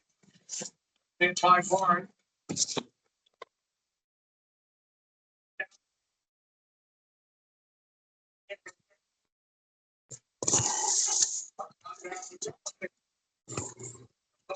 Minutes remaining in regulation. Lines up. Lefting out of flush. Act like the ultimate hope out there hustling sports. Make sure there's something there. I mean, guys, same thing on the I bet you guys are everything. And that's coming from a guy that's in everything. Customers turn $5 300. They instantly in bucks. The crown is yours. Respect the hustle. Kraft mac and cheese is better than winning a medal. We don't make a train for 20 years. And your intense dad won't take credit for it. Kraft mac and cheese, best thing ever.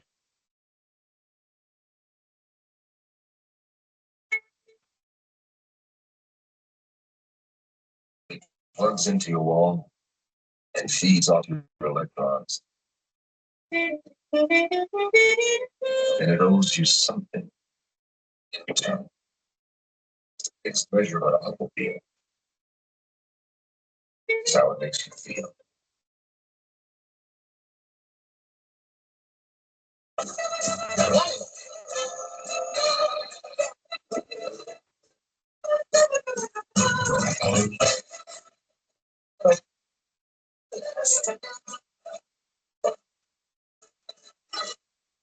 Are we going to see the best quarter? Get up right here.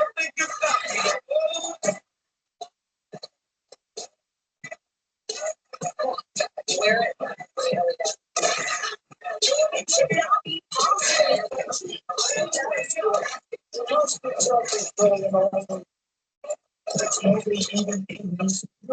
He's taking the sport to a whole new stress.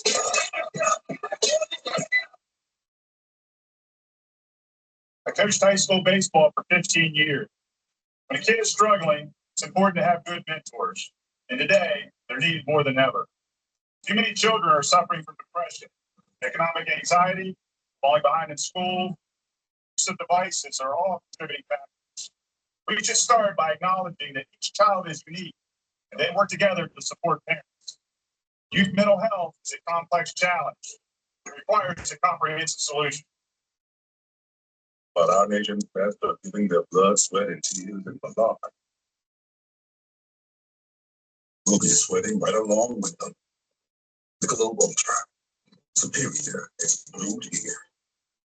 When you dare to combine sweet and tart, you get a sweet tart throat. So sweet, no longer. Sweet tart, dare to combine. United States looks to make it 3-0 here in the line. First in the back-to-back, then we'll take on Canada tomorrow. Canada against Czechia. Plus down 5-0 tonight. Canada's only their second game, their first game postponed. Their scheduled game against Finland, who had that norovirus. Scholars, 57-5. That game rescheduled for 12th of February. All 5 teams advanced for the quarterfinal round. Just a hit. Secondary game. And now saved by Phillips on Stalder.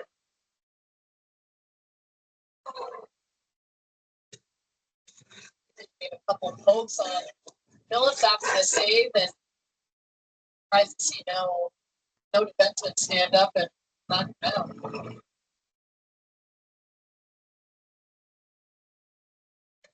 This is earlier tonight, an injury suffered by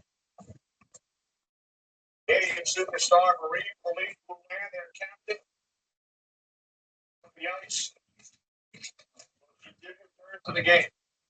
Good news for Team Canada, good news for hockey fans. She's really such an incredible talent that you want your best out here in this best on best tournament. So for them, they're meeting right now across town at Rowan Arena against Czechia. And, you know, it's be interesting to see if they play her minimally to try to they do have that game again tomorrow against USA. So back to back, and they need to have to clutch the player that's played in the last 4 gold medal games, and the 3 that Canada has won. She has all 3 game-winning goals in the gold medal games. In Canada tomorrow on a collision course once again. Barring a major upset. Put the goal on. And both teams, we talked about back in Torino, Sweden upset Team USA in the semifinals in a shootout in 2019 in the World Championships in Finland. The home team Finland upset Canada in the semifinals to go on and lose in a shootout with Team USA in the gold medal game. So both North American powerhouses have a little taste of being upset, and they have come here on a mission. Both teams are on a gold or bust mission for the Olympics here in Milwaukee. And combined to win all 7 gold medals in women's hockey, 5 for Canada. The United States has won gold twice. They made it 6 games, all won 2006. After the United States comes in by Sweden. And now moving in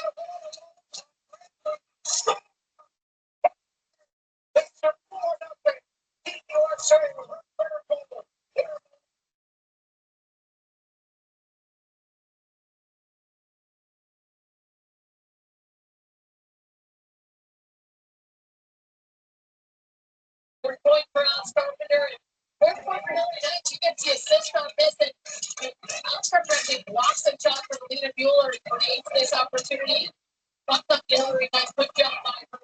And just touch it into space to allow Alex Carpenter to skate onto it. And let's talk about her hands and her legal shot, when she utilizes the soft hands here to just elevate it up and over the blocker side. Though great patience by Alex Carpenter. Great job to find the space. USA makes it 4-0. Alex Carpenter, an alternate captain. To Hillary Knight. Have scored all 3 games. Knight and got the assist. Second point for both tonight. There is Knight with a drop. Just a minute. Murphy cracks down the bus. Murphy now high. Occupied by Kessler. Clear down to the United States zone. 11 Olympic gold. So then the United States leads 4-0. Puts her into a tie with Jenny Potter. Tied for 4th on that list. She was tied for 5th with Tammy Granada. Here comes Donald Ray at 2 points. Stopped by Bradley. Started to press right from the opening period.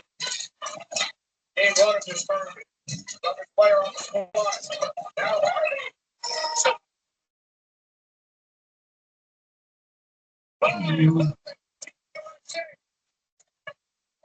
Third point of the night. First Olympic gold. Harvey has been buzzing offensively all night, kicking the puck down the wall, circling. She does have those assists that you talked about.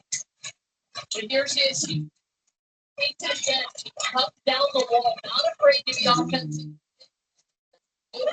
Takes it down.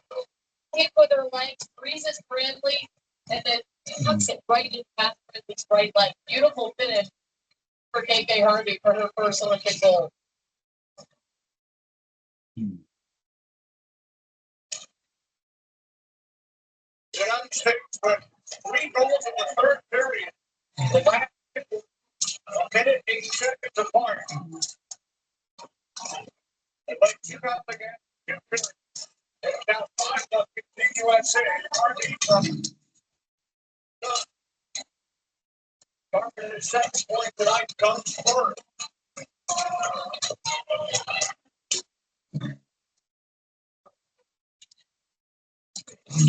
By by Harvey. Now taken away by Stalder.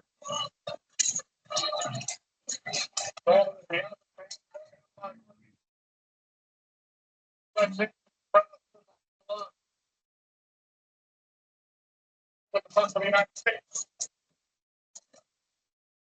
11.5 remaining.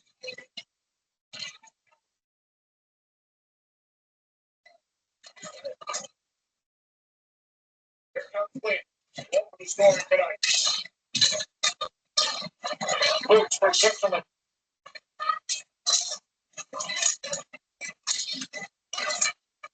Three shots for the United States. Switzerland with 20. Here's Zimmerman. Even with underline for the Swiss. Front corner. Let's go out at the left point. And let's get it. To Bonk.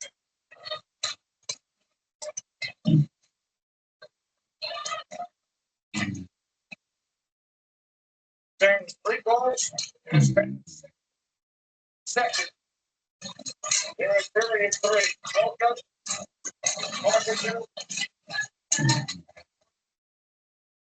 Also, that one's disallowed on the challenge or no better interference.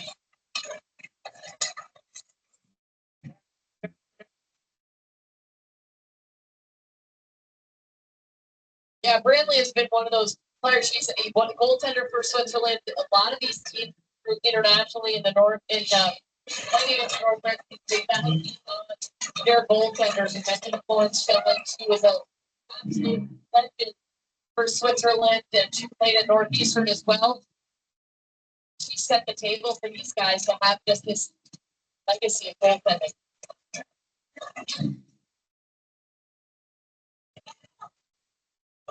Brantley here on the line. About 51 shots in the game. Picks up the win. Down over Czechia. And he's already at 39 saves. 3-on-1 for the United States. Here's from Mitchell back out.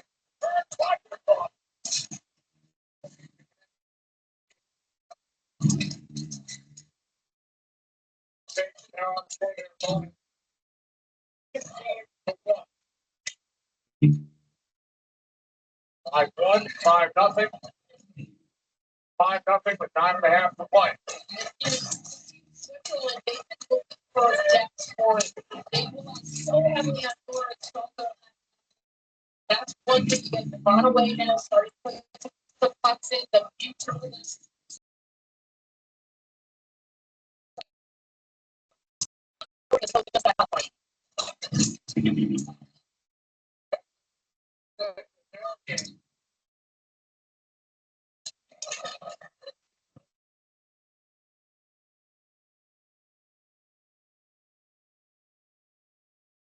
Time to play.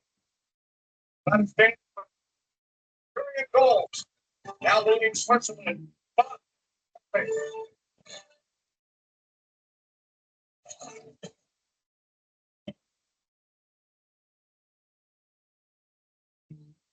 From where you start, you can't see the top.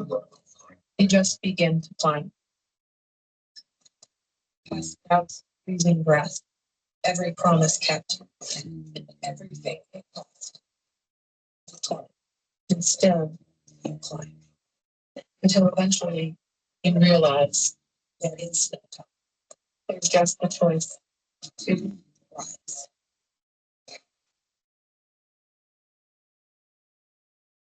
Explore the world the right way. From the quiet comfort of elegant small ships with no children and no casinos. We actually have reinvented ocean voyages, designing all-inclusive experiences for the thinking person. Viking, voted world's best by both Travel and Leisure and Condé Nast Travel. Learn more at Viking.com.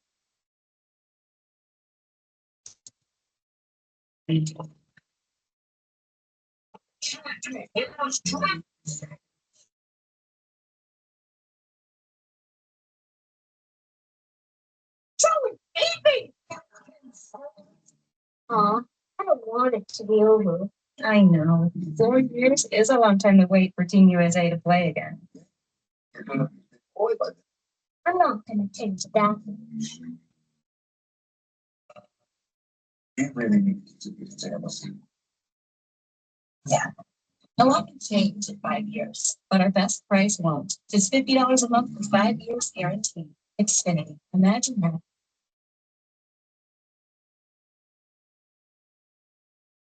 Before every celebration, there's a moment of anticipation, of energy, of excitement, of possibility. Macy's is here for all of it. Celebrating a special year of 100 parades, 50 fireworks, and all. I'm just a guy, but when I use my Bosch 18-volt strip saw, I feel like I'm. Who saw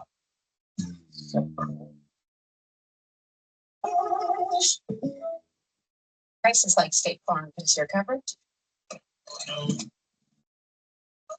it's my new shop.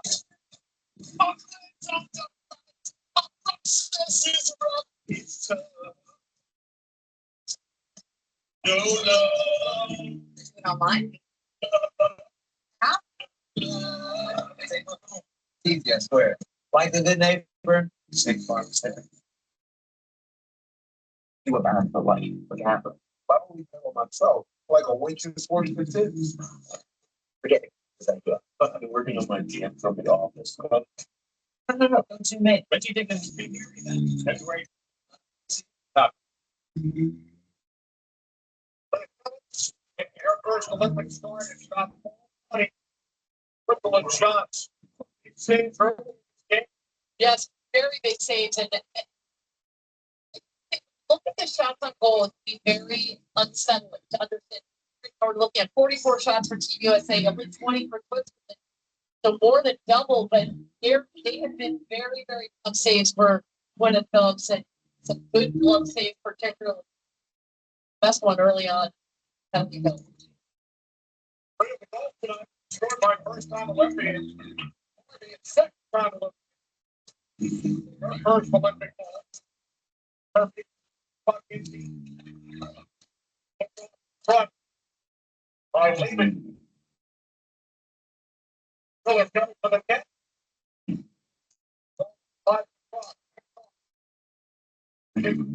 Zone.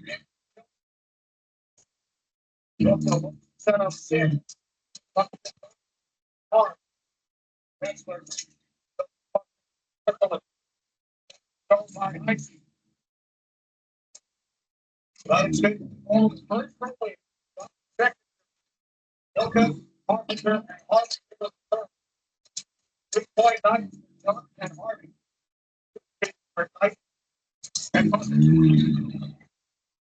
Good defensive plays this shift by Haley Wynn twice. It's stick at her defensive blue line, preventing any shot to Phillips.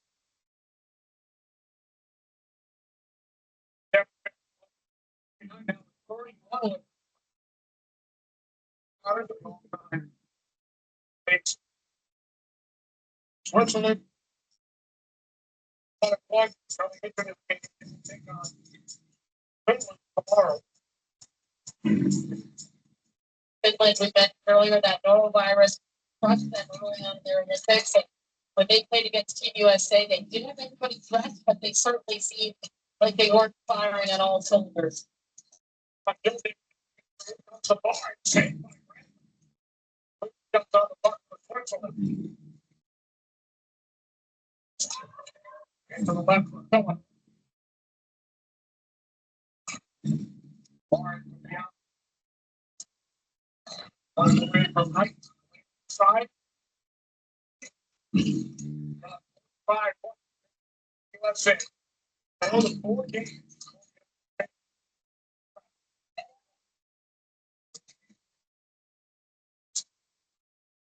On center here by Nick.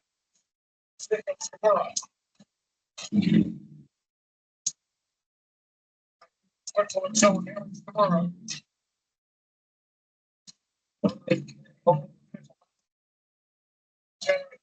Let's play by a high stick. What a game we could have done. A lot of physical play, and I love the way she talks about some great coaches along the way that have encouraged her. Use her size, be physical, strength, reach, engage on people, and got a couple of great goals here. I know she scored some big goals for Coach Nathan Muswell. Columbus at Ohio State.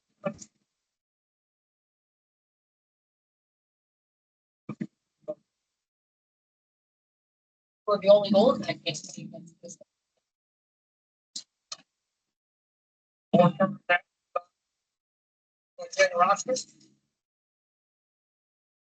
Brittany Crowley said that it's very sweet. They'd rather there in Minnesota.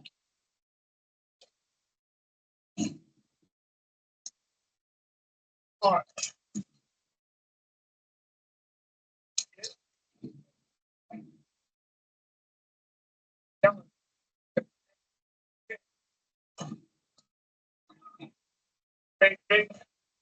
I'm here for 6 minutes break. Here's 6. I'm not getting these. One.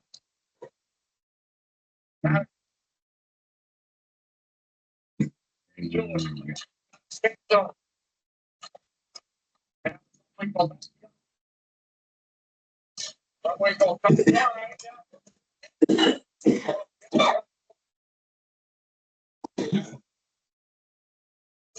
Scoring tonight.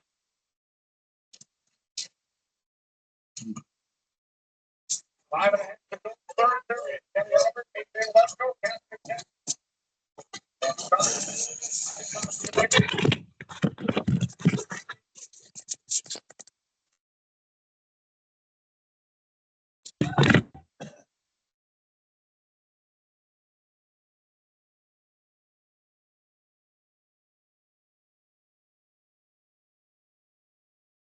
Jones got come up and cross the whole purpose.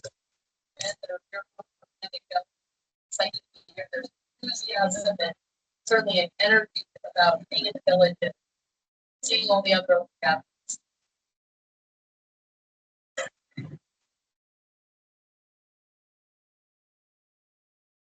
Face off in the switch. To the right of Brent. Got 45, 37. First period.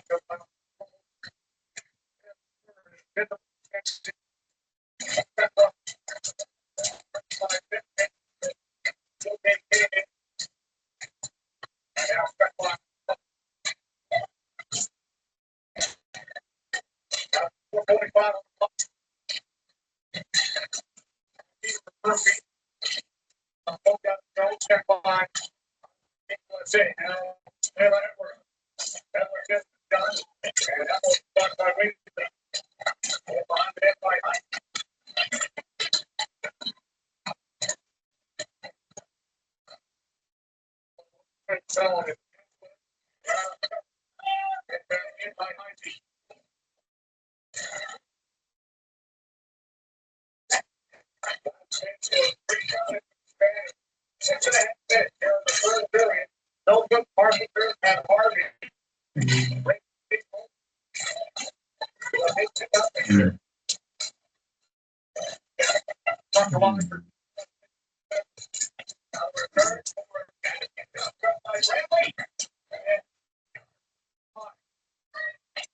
Scoring 2-0 coming into this period. It goes back until the end. That's one thing with football. They've got it all done. They've got skill, they've got the players now. Both don't have to get this this.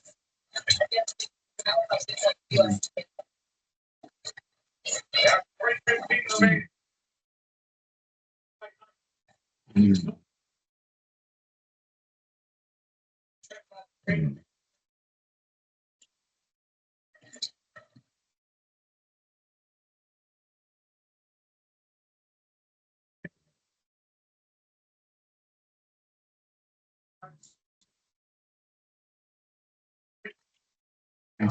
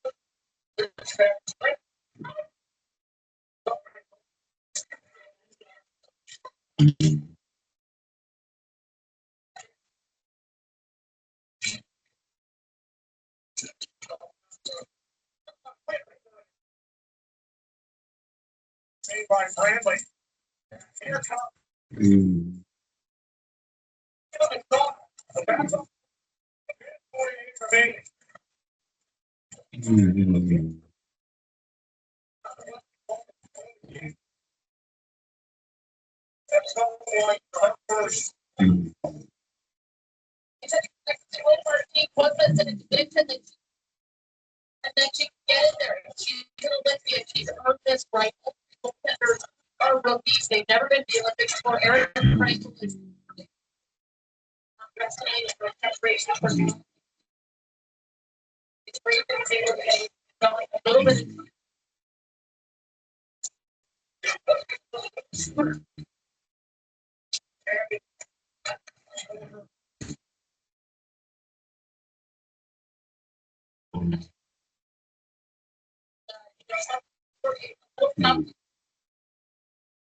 Be out there and see her keep down.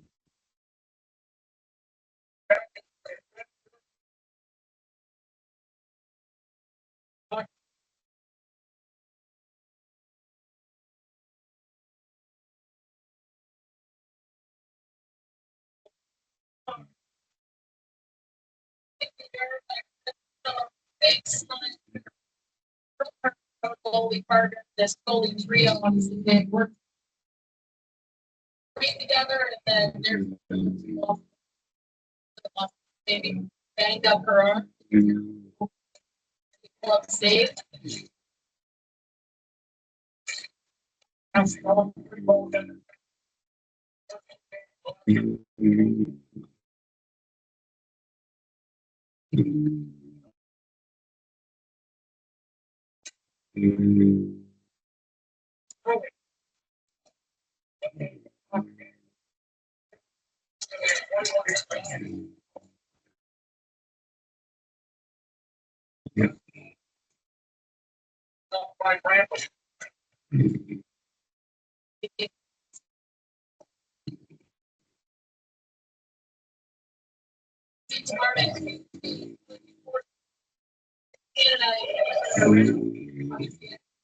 Will keep rolling. Okay, tonight, 1-1 set the table.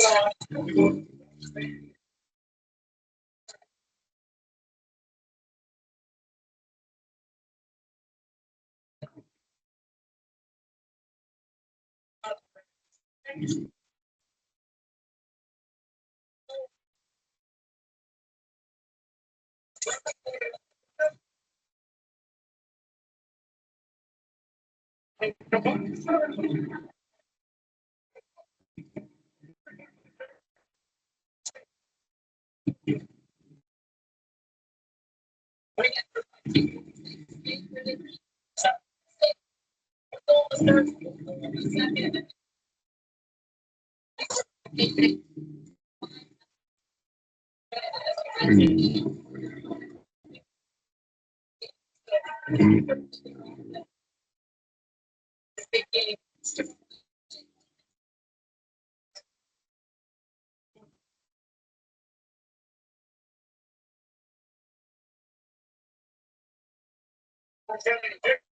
Story. Someone go first. Well, second. The top honor. What they celebrate. Big odds all around. I need to. Would you have a consider get in it? Part of that. The support, and even though it's only a minute 48, can't break up. Obviously, as everybody else, so be interested to see if as this tournament goes on.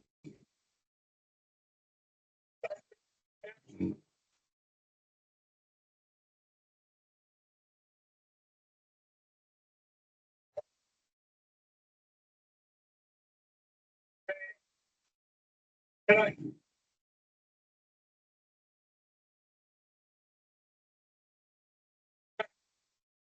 And score.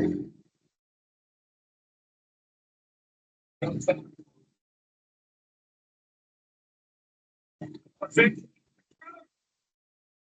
Yeah. Bring it up.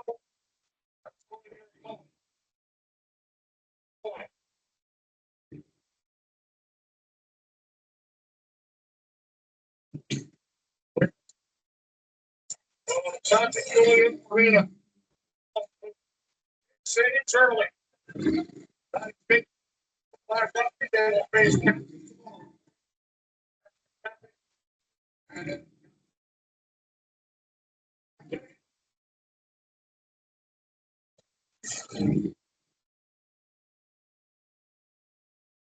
And another win for USA.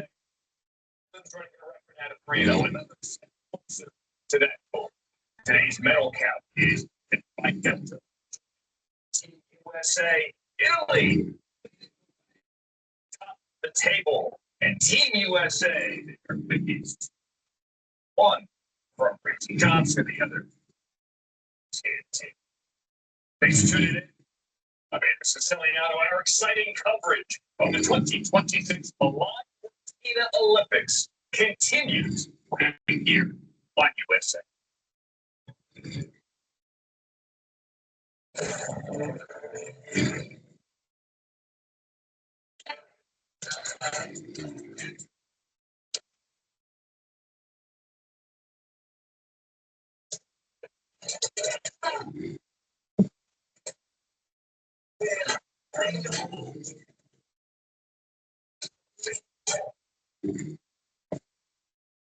Proud partner of Team USA. Kitchen, we set the bar tonight. More flavor and more joy in your health. The condiments are deliciously deliberate and the promise ingredients of avocado oil to serve up real food. For real food. I share dad advice with a million people on TikTok, but I'm also a dad. So from one parent to another, here's something I learned.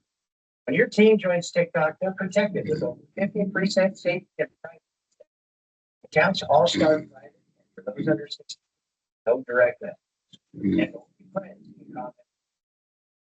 Because when safety comes first, discovering, hey, even dad advice.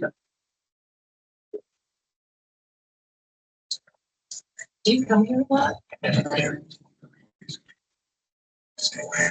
I want to buy now.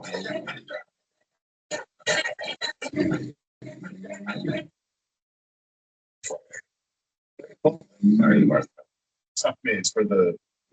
She said the thing, presentation, but like her words, I'm like. She actually wants 3. The Bud Light.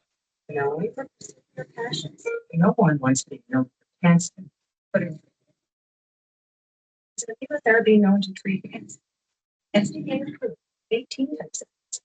One of those cancers is small cell lung cancer. They terminate so you have early stage surgery and then continue along after surgery. It can cause your immune system to attack healthy parts of your body during or after. It's pretty severe. Death. See the doctor right away. Cough, shortness of breath, chest pain, diarrhea, vomiting, headache, eye problems, irritable, tiredness, constipation, dizziness, or faint, changes in appetite, thirst, or urine. Three problems: persistent or severe muscle cramps, fever, rash, itching, or flushing. And the other side effects. Doctor about all medications. Ulcerative colitis, lupus, colitis, stem cell transplant. See all the types of cancer. It's number 4. Fruta.com. That's your top fruit. It's true. Stay true.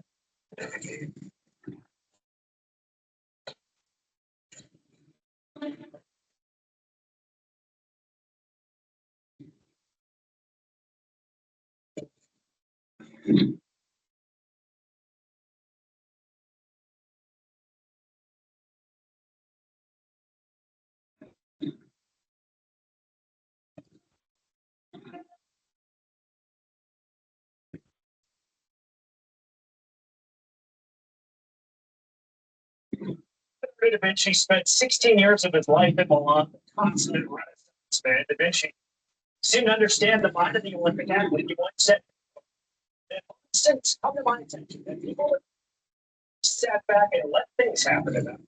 They went out, two things. Then 80 so the second. That welcome to the game. The winner is from Milan Cortina on USA Network Outdoor Saturdays. Country and freestyle. We're calling it a ski TV. All you night owls over the course of the day. It's country skiing, the men's and women's individual sprint. To see Jesse Diggins in the U.S. and Norway. HubSpot, Bravo, continue the sport. Alpine skiing. Let's duo of Gracie Johnson and Michaela Shipping. They're the favorites. In curling, mixed doubles with gold medal match. Upstart U.S. tandem of the Corys, TC and Trocken, take on Sweden.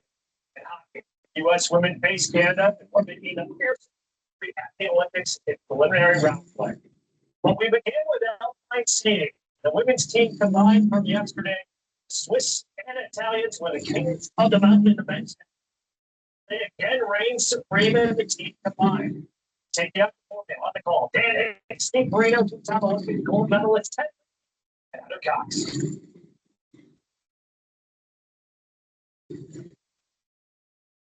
Beautiful village of Bormio, where we climbed through the Victorian 14th century church bell tower.